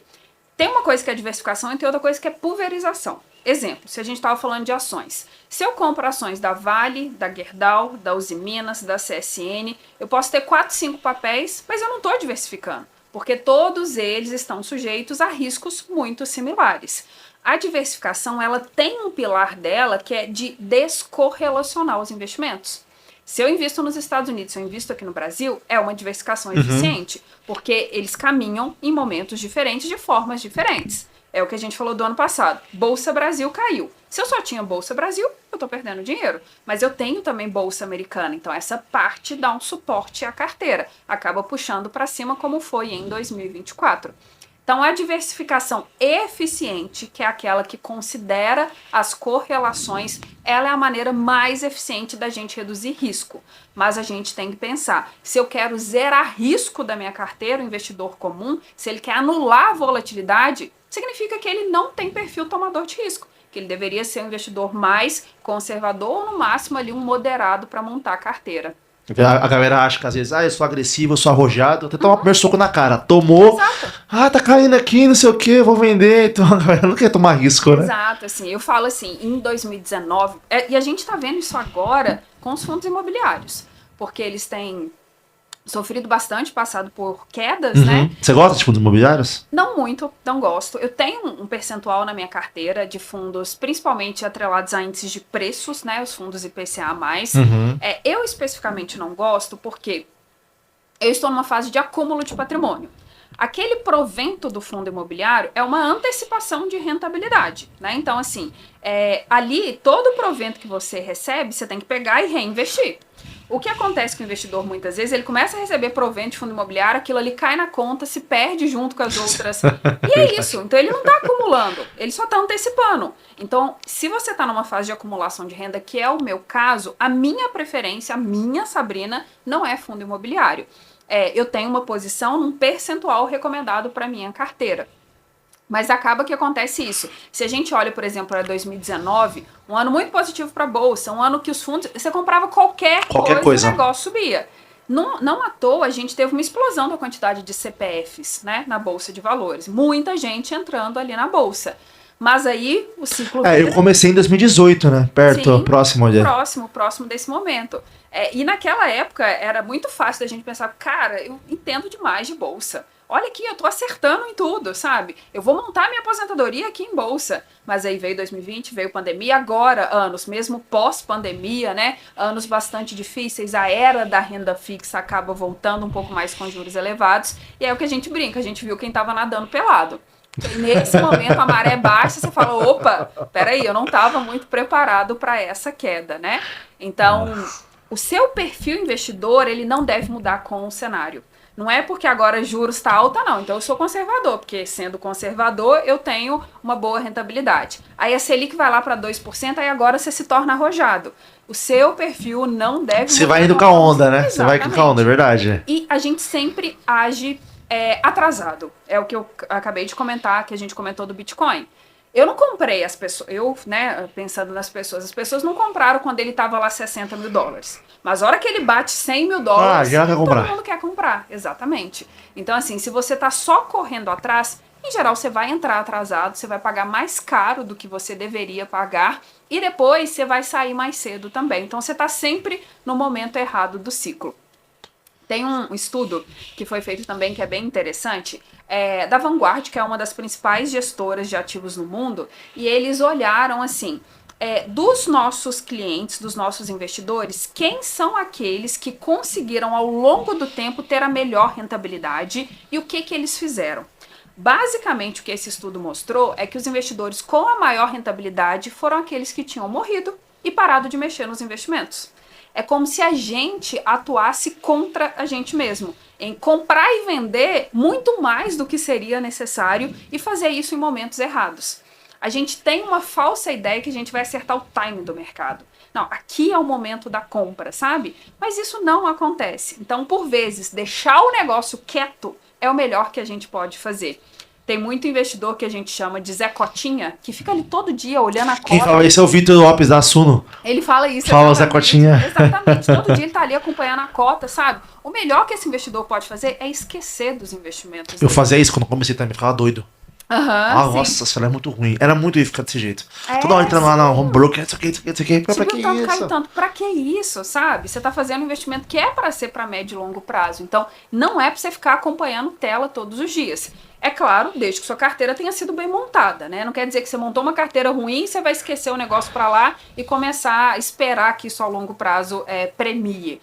Mas uma vez que a carteira é boa, dê tempo para ela, não fica ali olhando todos os dias, não. Então, o investidor age muitas vezes contra ele mesmo. Qual que é o perfil da Sabrina de investidora? Eu tenho um perfil arrojado, então assim, eu gosto de tomar risco, sabe? Isso tá muito condizente com o meu momento de vida. Uhum. Então, assim, eu não sou casada, eu não tenho filhos, eu não tenho dependentes diretos, então meu patrimônio... Então você pode tomar risco, né? Exatamente. Então eu estou no momento que a minha reserva já está montada, tenho ali, né, os meus bens consolidados, então eu posso tomar risco. E para mim é mais fácil tomar risco porque eu vivo de mercado, eu entendo o mercado, eu acompanho o mercado, sabe? Então eu consigo... E você investe no que você recomenda também, né? Exatamente, o meu dinheiro tá ali, justamente. E acaba que, assim, eu consigo ser uma investidora mais racional do que emocional. Então, se tem um momento que o Trump fala alguma coisa e o mercado despenca, eu entendo o que está acontecendo e eu acabo falando, tá bom, é algo que é estrutural, aconteceu nesse momento, não quer dizer que isso vai ser perene ao longo do tempo. Então, eu não reajo muito. Eu abro o meu home broker uma vez ao mês, que é quando eu vou fazer um novo aporte. Uma vez ao mês? Uma vez ao mês, quando eu vou colocar mais dinheiro. Sabe por quê, Léo? Porque eu já tenho um mapa desenhado. Eu já sei quantos % eu preciso ter em cada classe. E o que eu vou fazendo ao longo do mês é calibrando. E tem que ter frieza pra isso também, né? Eu não sei se é frieza ou se é conhecimento, de certa forma, ou tranquilidade. Tranquilidade, sabe? essa é a Acho que palavra. tranquilidade, exato. Porque, por exemplo, o que eu faço é, como eu coloquei, eu tenho esse mapa. Então, o meu mapa fala que eu tenho que ter 25% no exterior. Beleza, esse mês, a cada 100 unidades de dinheiro, 25 eu vou mandar para a Avenue, porque eu já sei, já está desenhado isso. A estratégia já foi montada. Obviamente, em alguns momentos, tem oportunidades que surgem. Então, se eu vejo um título IPCA mais 7 mil, eu falo, poxa, tá legal isso daqui. É uma baita taxa para eu carregar para longo prazo. Então, nesse mês, eu vou privilegiar isso daqui ao invés, por exemplo, da parcela de ações Brasil ou de fundos imobiliários, sabe? Eu falo que investir é mais simples do que parece, uma vez que você já tem um mapa desenhado. A questão é que o investidor todo mês quer remodelar a carteira inteira dele. E tá errado isso, sabe? O mês é só a execução do plano. É como se todo mês você quisesse mudar a sua dieta. Como eu vou me alimentar esse mês? Não é assim que tem que ser. Você já tem um plano definido, Uma você vai estratégia, executar sim. ao longo do tempo. É a mesma coisa com treinos. Você já tem a sua estratégia, você só vai executar ao longo do tempo. E com investimentos é a mesma coisa. Você já tem que ter a sua estratégia e ao longo dos meses você vai só executar a estratégia. Agora, se cada mês você quer tomar uma série de decisões sobre seu dinheiro, isso é um processo muito mais desgastante para você, porque eu tenho que ficar o tempo inteiro tomando decisão ali e eu estou muito mais sujeito a errar. Porque eu fico muito à mercê de notícias, de fatos pontuais que no longo prazo acabam não fazendo tanta diferença, sabe? Mas o legal é que quanto maior o risco, maior o retorno também, né? Exato. Então, Óbvio que dentro da sua capacidade de perca também. Você tem que, né? Exatamente, sim. Então, a regra geral do mercado é que bons investimentos premiam. Então, no sentido de que se eu estou tomando esse risco, é porque eu tenho uma expectativa de retorno maior, né? Eu não vou tomar um risco gratuitamente. Não quer dizer que todo investimento de risco vai dar mais retorno, né? Então, por exemplo, a gente tem casos de criptomoedas que são extremamente arriscadas e que podem virar pó, que você pode perder total o seu dinheiro. Então, não quer dizer que risco seja sinônimo de mais retorno, mas os bons investimentos de risco premiam, eles trazem mais retorno. O brasileiro gosta de tomar risco, né? De arrojada. Poxa, pirâmide financeira, tigrinho, aposta. Investir A 100% tá aí. no Brasil é um risco. É um risco. Exatamente, mas é isso, né? Eu acho que o brasileiro, quando ele toma esse tipo de risco, ele, na maioria das vezes, nem tem ciência do quão Não tem arriscado ciência. tá falando. Isso é sabe? engraçado. Eu recebi recentemente o Bruno Corano. sei se Sim. você conhece o Bruno Corano, ele mora em Nova York, empresário lá em Nova York. Ele falou assim, cara, a moeda do Uzbequistão valorizou mais do que o real. Você investiria no Uzbequistão? Eu falei, não. Foi porque você quer investir no Brasil. Sim, exato. Não Chama faz home sentido. bias. É um viés comportamental que a gente tem, nesse home bias, viés de casa. É a mesma coisa, assim. Quando a gente pensa no Paraguai, né, nosso país vizinho nosso aqui. O Paraguai tem uma nota de crédito melhor que a do Brasil. Então, é mais seguro você investir 100% no Paraguai do que 100% no Brasil. Mas você pergunta para as pessoas, você toparia investir 100% no Paraguai? Mas é claro Lógico que que não. não. Mas é porque a gente tem esse viés de que o que eu conheço é mais seguro. Mas não necessariamente, sabe? E é interessante a gente pensar nesse aspecto também de investir só no Brasil, fazendo uma analogia para o pessoal. O mercado brasileiro, vamos pensar que ele é do tamanho do estado do Piauí. E o tanto que o Piauí representa do Brasil como um todo. Quando eu invisto só no Brasil, é como se eu investisse só no Piauí. O Brasil é muito pequeno em termos globais de investimentos, sabe? Então, devido a uma valorização recente, o mercado americano ele representa cerca de 60% do mercado global de investimentos. O Brasil está ali por volta de 1%, sabe? Então pense nisso. Quando você investe só no demais. Brasil, é muito pequeno. Eu estou investindo Você só... perde muita oportunidade, igual você Exato, comentou eu deixo recentemente. dinheiro na mesa. Eu tô perdendo oportunidades. E não é só perder oportunidade no sentido de eu poderia ganhar mais. Eu estou arriscando mais ficando só no Brasil. Porque é muito importante isso. Todo investidor, no momento de investir, é risco e retorno.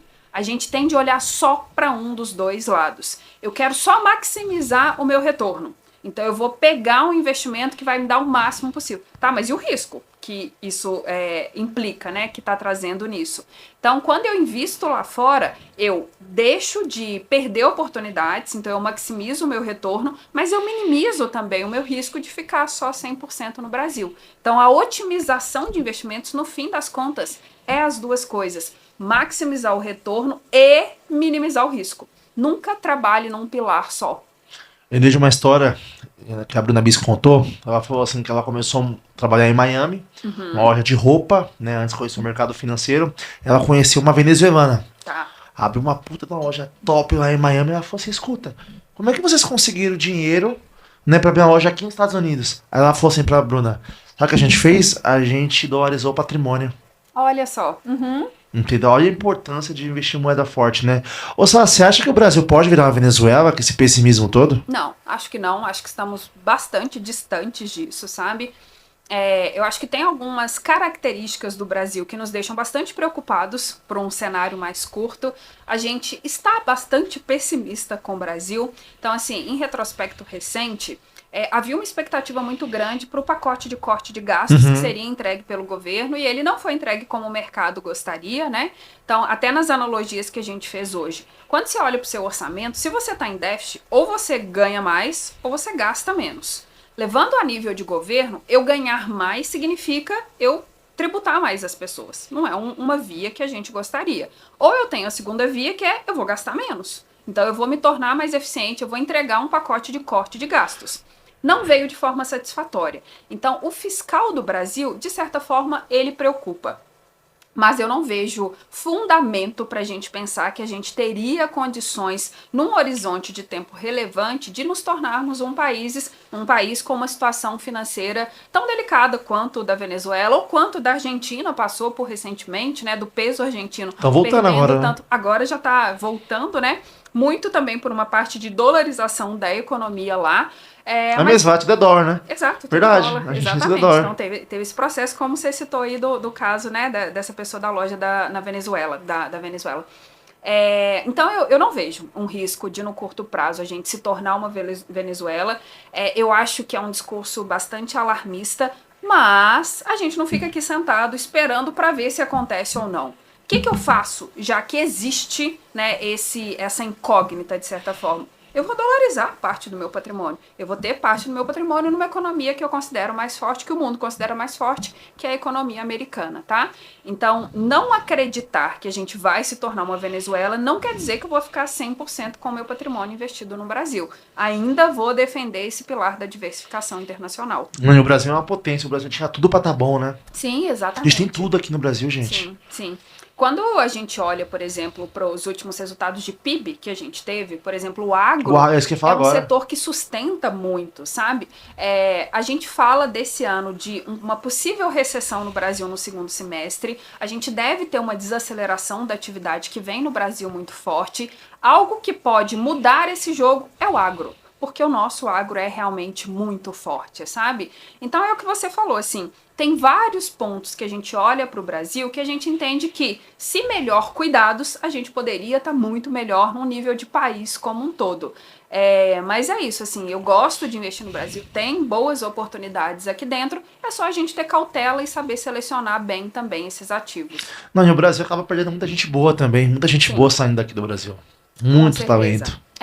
E é legal a gente pensar nisso no sentido de que como se desenvolve um país, sabe? Então, assim, um país também é feito pela qualidade da sua mão de obra. Com certeza. Então, se eu tenho uma mão de obra extremamente qualificada que só vai para fora, que eu não consigo reter, né, esse capital intelectual por aqui, desenvolve-se menos mesmo.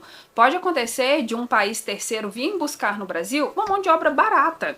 E aí, os Estados Unidos faz isso direto. Exatamente. Então, isso significa que a gente não vai ter indústria de desenvolvimento, sabe? Então, é o que a gente estava falando. Se eu quero investir em empresa de tecnologia, o que a gente tem de empresa de tecnologia na nossa bolsa? Não tem. Não tem. Não tem, exatamente. Então, é isso. Essa fuga de capital intelectual que acontece no Brasil é algo que nos prejudica bastante também. Quanto tempo mais ou menos não tem um IPO na bolsa? Faz um tempinho já, né? Faz um tempinho, exato. Deve ter pelo menos uns 3 anos que isso não acontece. Mas mesmo no momento que a gente teve, nos últimos momentos que a gente teve, quando a gente olha historicamente, a quantidade de empresas abrindo capital no Brasil tem se reduzido muito, sabe? Muito. É o que a gente olha, assim, o nosso principal índice de ações do Ibovespa tem cerca ali de 80 papéis. O principal índice americano, o S&P 500, tem 500 companhias, sabe? Você pega a Apple, é a maior empresa do que somando o Brasil inteiro. Eu acho que é a América Latina, se não me engano. Sim, a Apple valor de mercado, tem né? receita, né? Ou se a gente pega até valor de mercado, por exemplo, mais do que o PIB do Brasil, sabe? Então é um negócio muito absurdo quando a gente coloca em escala. É como se a gente olhasse há 10 anos atrás e falasse assim, quais as principais empresas do Brasil? Vale, Petrobras, Itaú, estão todas ali, que são as mesmas até hoje. Se a gente pega no mercado americano, é um desenvolvimento absurdo. As principais empresas se alternam, e isso é bom. A Nvidia chegou agora e estava no top 1 já. Exatamente, porque significa que você tem empresas grandes surgindo, se potencializando, e daqui a 10 anos, o top empresas terão outras empresas. Não quer dizer que essas de hoje se tornaram irrelevantes, mas que você tem um capital desenvolvendo tão grande que essas posições vão se alternando. E é diferente do que acontece aqui no Brasil mesmo. Na Índia, pessoal, as empresas na Índia estão se valorizando, né? Sim, exato. Quando a gente pensa em economias emergentes, né, se a gente pega os BRICS ali, por exemplo, tem alguns pares do Brasil que ganham da gente em vários aspectos, sabe? Então, a própria economia da Índia tem vários pontos lá que são interessantes, que são relevantes e que a gente acaba... E eu conheço galera que investe na Índia, que investe em empresa, bastante gente. Sim. Bastante empresa bilionária, trilionária lá na Índia. Sim. Pode ser uma boa, as pessoas não conhecem, sabia? Não conhecem. Não conhecem. Tem esse preconceito de Índia, país porco, não sei o quê, mas, cara, tem umas empresas boas lá pra investir, viu? Sim. Tem boas teses ali, né? E às vezes teses que são únicas, né? Então, assim, é o que a gente tá falando. Eu quero tecnologia de ponta, então vou pegar alguma coisa dos Estados Unidos. Mas pode ser que dentro ali do pool de empresas da Índia, você só vai conseguir algumas coisas que só tem lá. Então isso é um diferencial também. Não, isso de mão de obra, o brasileiro é muito bom. É muito bom. Todo mundo quer o brasileiro. O meu sócio falou assim que lá em Orlando é uma briga pra ter brasileiro e é emprego muito fácil. Porque o americano sabe que o brasileiro, e daquele jeitinho, a galera é esforçada, a galera rala, gosta de trabalhar, vai pra trabalhar. E o próprio visto americano, acho que se eu não me engano, acho que tem 4 ou 5 vistos que até pra habilidade especial você consegue visto. Os americanos, eles querem você lá. Se você é bom em finanças, em investimento, que vai contribuir com o país, vai ajudar o país a se desenvolver, você é muito bem-vinda. Por isso que eu falo que o Brasil perde muitos talentos por conta disso. Perde, exato, perde. E é isso, a gente não tem muita perspectiva de mudar esse quadro, sabe? De conseguir passar a reter essa mão de obra qualificada aqui. Durante o meu processo do mestrado até antes, eu fiz um período do mestrado na Alemanha. Então, sério? Essa oportunidade. Que legal. Sim, pois é.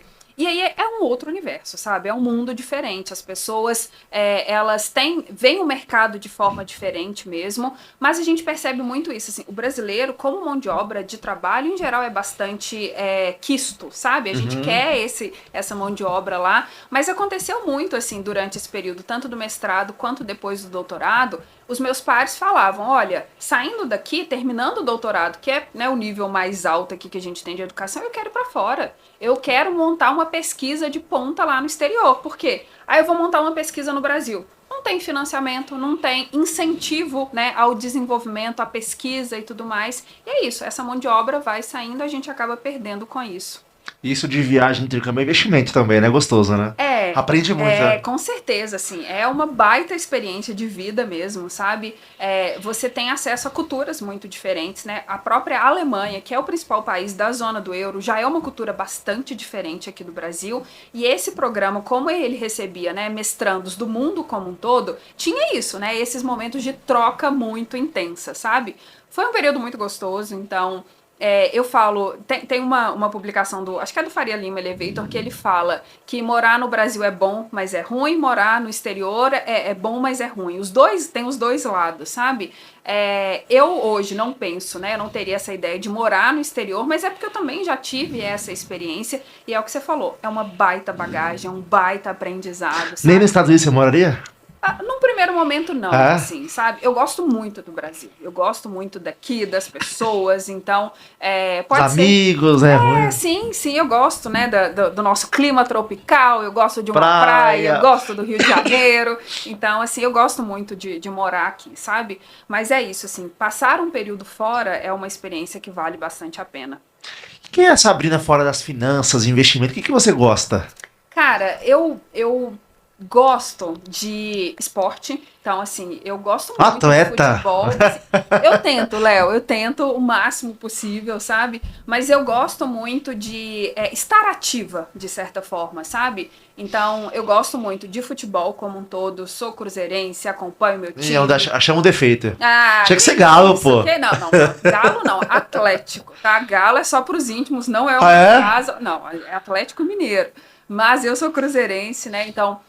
sou sócia do meu time, vou muito ao estádio, gosto bastante de futebol como um todo. Jogo futebol, né? Então, toda semana... Achamos uma mulher perfeita, gente. Uma mulher investe, trabalha com finanças, joga futebol e gosta. É uma mulher perfeita. Eu gosto bastante. Toda semana tem uma pelada, né, das feminina em BH. Então, assim, super legal, gosto bastante. Viajar também, né? Viajar. Então, assim, eu viajo muito a trabalho, né? Então, faz parte do meu trabalho estar levando o assunto investimento, cenário, economia para o Brasil como um todo.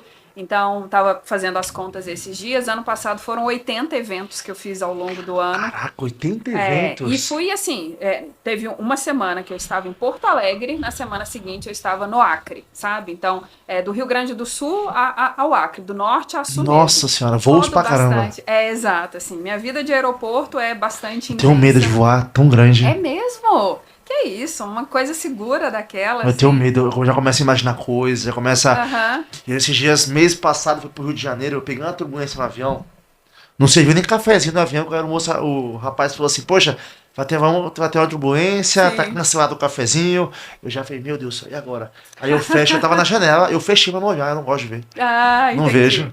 Entendi. E o Santos Dumont tem aquela vista maravilhosa, né? Mas eu não vejo. Aquela chegada no Rio é impecável, assim. Às vezes as pessoas me perguntam, você pega muita turbulência? Eu não sei, eu tô dormindo. Eu durmo no voo, é uma coisa maravilhosa, assim, sabe? Então, você consegue relaxar pra dormir no meu Deus do céu. Super, Quem dera eu.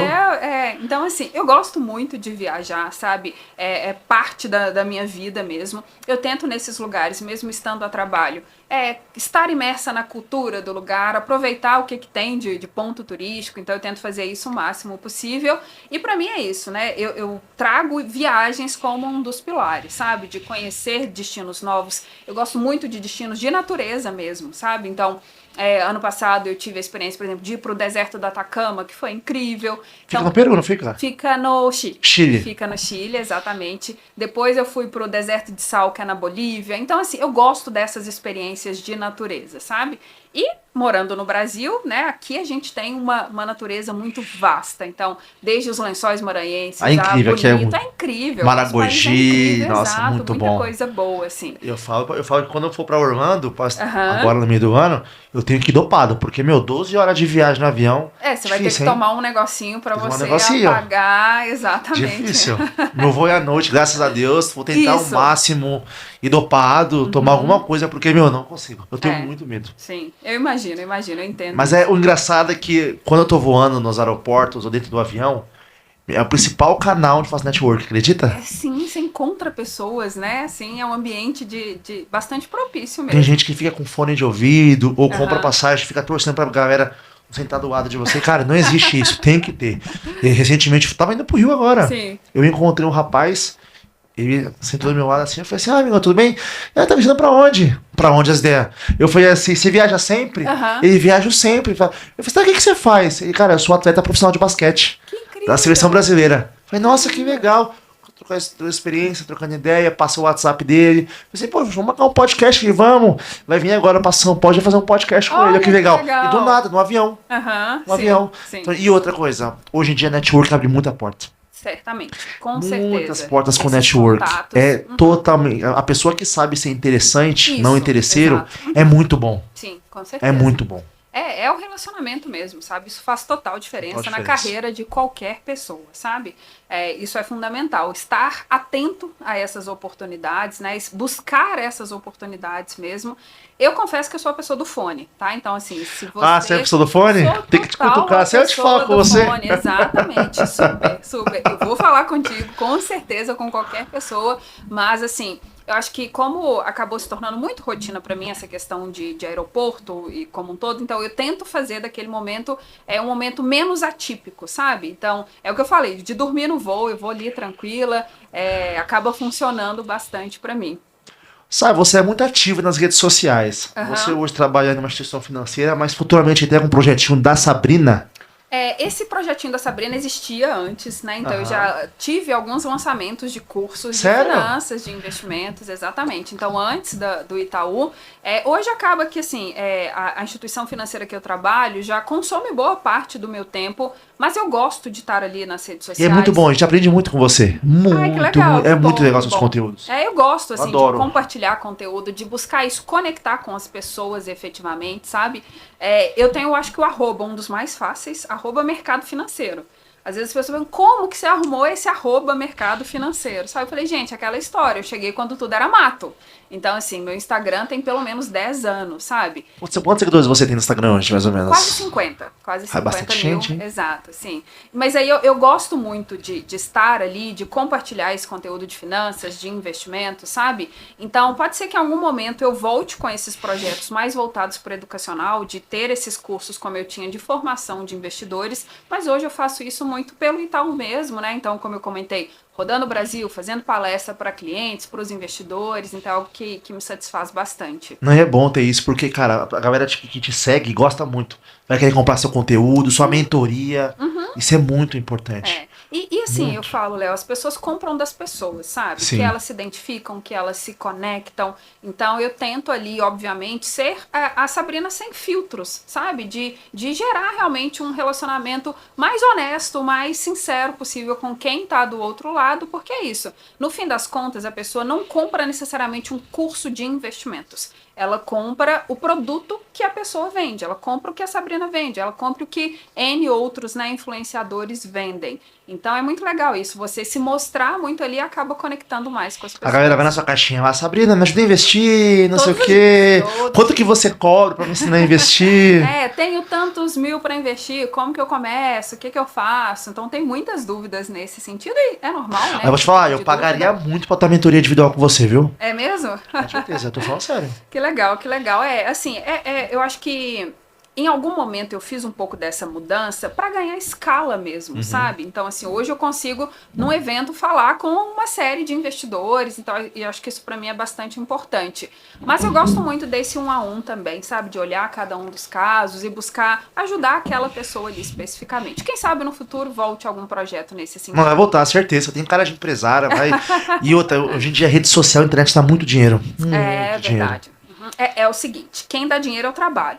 A isso aí. internet ou a rede social é o veículo. É o veículo. Pra gente É o conseguir. veículo. Exato. Eu brinco com isso porque existe uma ideia ilusória. Não, então eu vou pra internet que eu vou ganhar. É fácil, é fácil. É fácil, é simples. Não, cara, dá um puta trabalho. Você tá ali todos os dias Pra produzindo caramba, conteúdo, pra caramba. sabe? É bastante tempo que a gente investe. É desgastante, né? Então, assim, nem todas as pessoas do outro lado têm bom senso, têm filtro. Então, as redes sociais podem ser um ambiente bastante tóxico, bastante difícil também. Então, é algo que tem que ser levado como um trabalho mesmo, sabe? Então, viabilizar o seu trabalho via redes sociais ou via internet é uma coisa que dá muito dinheiro, pode dar muito dinheiro mesmo. Ano passado, nós começamos o podcast, se não me engano, em março. Tá. Acho que foi em março do ano passado. Abril. Em julho, meu sócio veio pra São Paulo, nós gravamos, sem brincadeira nenhuma, 35 episódios. 35 episódios. Nós gravamos. Meu sócio, ele era do Rio de Janeiro. Né? Ele morava no Recreio. Tá. Né? Aí ele conseguiu o Green Card, ainda no Brasil. Ele tinha um sonho de morar em Orlando. Todas as férias dele ia pra onde? Pra Orlando. Graças a Deus ele conseguiu, né, tirar o Green Card certinho. Foi com a família, tem 3 filhinhos pequenos, esposa, foi embora. Legal. Aí veio pra São Paulo. A gente gravou em São Paulo, no Rio de Janeiro, no Espírito Santo. E acumulou muito episódio. Tá. Então, a gente soltava 3 episódios por semana. 3, segunda, quarta e sexta. E tinha muito short pro YouTube, muito short. Meu, final do ano, eu passei Natal, Réveillon, subindo short no YouTube. Exato, assim. Pra você ver o trabalho que dá. Exatamente, né? E aí depois não tem como falar assim, a rede social dá dinheiro, né? Então, assim, é o Léo abrindo mão do seu tempo com família, o seu tempo com você mesmo, trabalhando, né? E aí é isso. A internet é o que a gente falou, a gente ganha escala, né? Então, assim, você tem um conteúdo ali que antes você contava para um amigo ou para o outro, hoje ele está disponível na maior avenida do mundo, que é a internet. Então, a sua loja estando ali aberta, todo mundo pode passar ali todos os dias, sabe? Isso é verdade. Então tem que ser bem utilizada mesmo. E usada com responsabilidade, né? Então é um veículo que hoje qualquer pessoa tem a capacidade de abrir a câmera e falar o que quiser. Isso exige também cuidado no ponto de vista que a gente falou de o investidor ele tem que conhecer o mínimo de investimento, sabe? Porque senão qualquer influenciador, qualquer pessoa pode falar qualquer coisa e ele vai falar que, não, mas foi porque tal pessoa falou que eu fiz esse tipo de investimento, sabe? Então, como é uma via que está disponível para todo mundo, a gente tem que aprender a ter filtro também, sabe? Mas eu recomendo realmente usar a internet como forma de crescer, de alavancar, de multiplicar os seus negócios. E disso de podcast, meu, eu fico na academia escutando podcast. Eu dirijo escutando podcast, então é uma ferramenta muito importante também, né? Com certeza. Para aprendizado, para as pessoas, e de maneira gratuita, isso é muito importante também, né? Isso, exatamente, né? E assim, é isso, você tá dirigindo, você pode ouvir, você tá na academia, você pode ouvir, você tá cozinhando, você pode ouvir, então é uma forma que você não precisa necessariamente parar um tempo específico para ouvir um podcast, sabe? A gente consegue fazer isso de forma concomitante, com outras atividades, a depender da atividade. Isso é verdade. E é isso, hoje, tudo está o tempo inteiro competindo pela nossa atenção, sabe? Então, se eu precisar parar para fazer alguma atividade durante 2 horas seguidas, só aquela atividade, às vezes eu acabo não fazendo. Mas um podcast você consegue ouvir ali no foninho, enquanto você está voando, por exemplo, enquanto você está fazendo outras coisas. Então é isso, é o que você falou, gratuito, com qualidade. Você tem acesso a pessoas que você jamais teria acesso anteriormente. Meu Deus do céu. Cara, meu WhatsApp, o que tem de pessoas que eu jamais imaginaria que teria o contato, Sim. é brincadeira. É incrível isso, né? Gente. Muito é legal. muito bom mesmo. Através do podcast, do trabalho. Agora fala assim, como que você faz pra fazer esse tipo de gente, essas pessoas? Como que você tem acesso a isso? Cara, é trabalho. É trabalho, exato. É relacionamento, é tudo que você colocou mesmo, né? Então, a partir disso, vai multiplicando, vai crescendo e o resultado chega, né? Trouxemos a Sabrina aqui, gente, a doutora em finanças, a braba do Instagram. Ai, que gentileza. Então esse ano teremos Sabrina em todo lugar do estado do Brasil. Acre, São Paulo, Paraná. Eu tô quase zerando o Brasil, faltam 5 estados pra mim. Você tá brincando. Exato, tô ansiosa. Falta Belém, então eu não conheço Pará ainda, né? Aqui pensando dos estados e das capitais. Você nunca tomou aquele açaí do salgado? Original. Não. Tô devendo. Com farinha por cima. Eu não conheço Amazonas, não conheço Manaus ainda, então o norte tô devendo esses 2. Estive em Rondônia, mas não estive em Roraima, né? O Acre já fui, então já resolvi esse ponto. Eu não conheço o Rio Grande do Norte, nunca tive em Natal, então Nossa, muito bom. Pois é, eu não conheço. Muito então bom. preciso conhecer. E não conheço João Pessoa, nunca estive na Paraíba também. Então, esses 5 estados, espero resolver esse ano. E é isso, mas possivelmente viajarei bastante. Vou compartilhando, né, lá no Instagram, no @mercado financeiro, um pouco dessas peripécias aí. Você é de BH, né? E você mora em BH também? Sim, exatamente. Sou mineira, sai o uai, o trem, né? Isso tá muito aqui no vocabulário. Pão de queijo, vi ali, acabou o pão de queijo. Né? Exato. Não, eu deixei 2 para comer depois que acabar aqui, mas só por Isso aí, isso aí. Pra encerrar, uma perguntinha básica pra você, tá? Pra você que gosta muito de viajar, Tá. para as pessoas que querem viajar pra fora do país, como que as pessoas podem se programar pra viajar financeiramente? Tá. Montando assim um planejamento financeiro pra viagens. Legal, boa. 2 pontos para você saber. Quanto custa essa viagem, tá? Porque a partir desse quanto custa, a gente vai fracionar a forma da gente conseguir juntar esse dinheiro. Porque assim, quanto custa fazer uma viagem para Nova York? Pode Nossa, é custar. meu sonho na minha vida. Nova York é maravilhoso. Você Exato. tocou Você vai no gostar. ponto do meu coração, até pulou aqui, ó. Exato, assim, para mim, do mercado financeiro, né, ano passado eu estive em Nova York, foi uma O Mário foi em novembro. Nossa, agora. tive foto com o touro. Meu sonho é passar a mão na bola do touro, gente. Eu fiz isso. Eu tô esperando, esse ano vai na vida financeira, porque ano passado esfreguei aquele touro ali. Não, eu vou com as 2 mãos aqui assim. Exato, isso, sem pudor, é isso mesmo. Então, assim, quanto custa essa viagem? Porque, exemplo, você pode fazer uma viagem para Nova York com 10 mil reais, ou com 50 mil reais, ou com 100 mil reais. Então, defina qual que é esse orçamento que você vai querer investir ou gastar nessa viagem. E o que eu já faria, sendo uma viagem internacional, é acumular esse dinheiro em dólar, tá? O que significa isso? Não é comprar dólar efetivamente. Mas todo mês, se eu for juntar X reais, 100 reais que seja para essa viagem, eu vou fazer um Pix para a Avenue, por exemplo, que é a corretora que eu utilizo, e vou fechando o câmbio. Então vai chegar algum momento que eu já vou ter essa quantidade de dinheiro para usar nessa viagem lá fora. E eu uso cartão de débito, eu uso a aproximação no celular, é super fácil, sabe? Mas eu acho que é isso. Transforme nisso, faça disso uma meta, transforme, né, esse seu desejo realmente numa meta que tem prazo, que tem valor, e você já vai fazendo isso ao longo do tempo, fechando o câmbio, tá? Não deixe para fazer tudo num momento único, e não deixe só para usar o cartão de crédito quando você for viajar lá para fora, porque acaba ficando mais caro. Então vai fazendo de forma fracionada. Você usa isso de milha de cartão de crédito? Como a milha? Super. Isso é bacana, eu faço isso também. Água no crédito, tudo vira, e como eu viajo muito também, então assim, acaba acumulando muito milha de voo, né? Então, super, tento otimizar. Tudo crédito, eu faço isso também. Tudo crédito. Exatamente, tudo crédito. Galera, use com prudência, viu? Exatamente. Sabendo usar cartão de crédito, né? Cartão de crédito tem que pagar, né? Então tem a fatura pagar. chega. Exatamente. Então ter limite não significa que você tem que usar esse limite, exatamente. Então, use com responsabilidade, sabedoria. Com prudência, com sabedoria, mas é isso, é uma ferramenta bastante interessante. Às vezes as pessoas falam, eu não guardo dinheiro porque eu gasto muito no cartão de crédito. O cartão de crédito é um meio de pagamento. Você está gastando, se alimentando, vestindo, viajando, né, saindo. Então é isso. O crédito é só a forma de pagamento, mas se a gente usar bem, ele é um aliado também. E aí não é o seu salário, né? Não que a galera acha que é seu salário. Eu achava também antigamente, quando eu comecei a trabalhar, eu tinha um limite de 5 mil reais e o meu salário era era 600 reais. Eu achava que era meu salário também. Que não é, né? Exatamente. Tem que pagar no final do mês. Com juros. Com juros. Pagou atrasado, é com juros ainda. Foi interessante esses dias, eu tenho uma sobrinha, a Betânia, ela tem 8 anos, e aí ela me perguntou, ela viu que o meu cartão era preto, né, o black, e aí ela falou, tia, dá pra comprar um carro no seu cartão? Eu falei, dá pra comprar um carro no meu cartão. Ela, por que você não compra um carro no seu cartão? Eu falei, porque tem que pagar depois.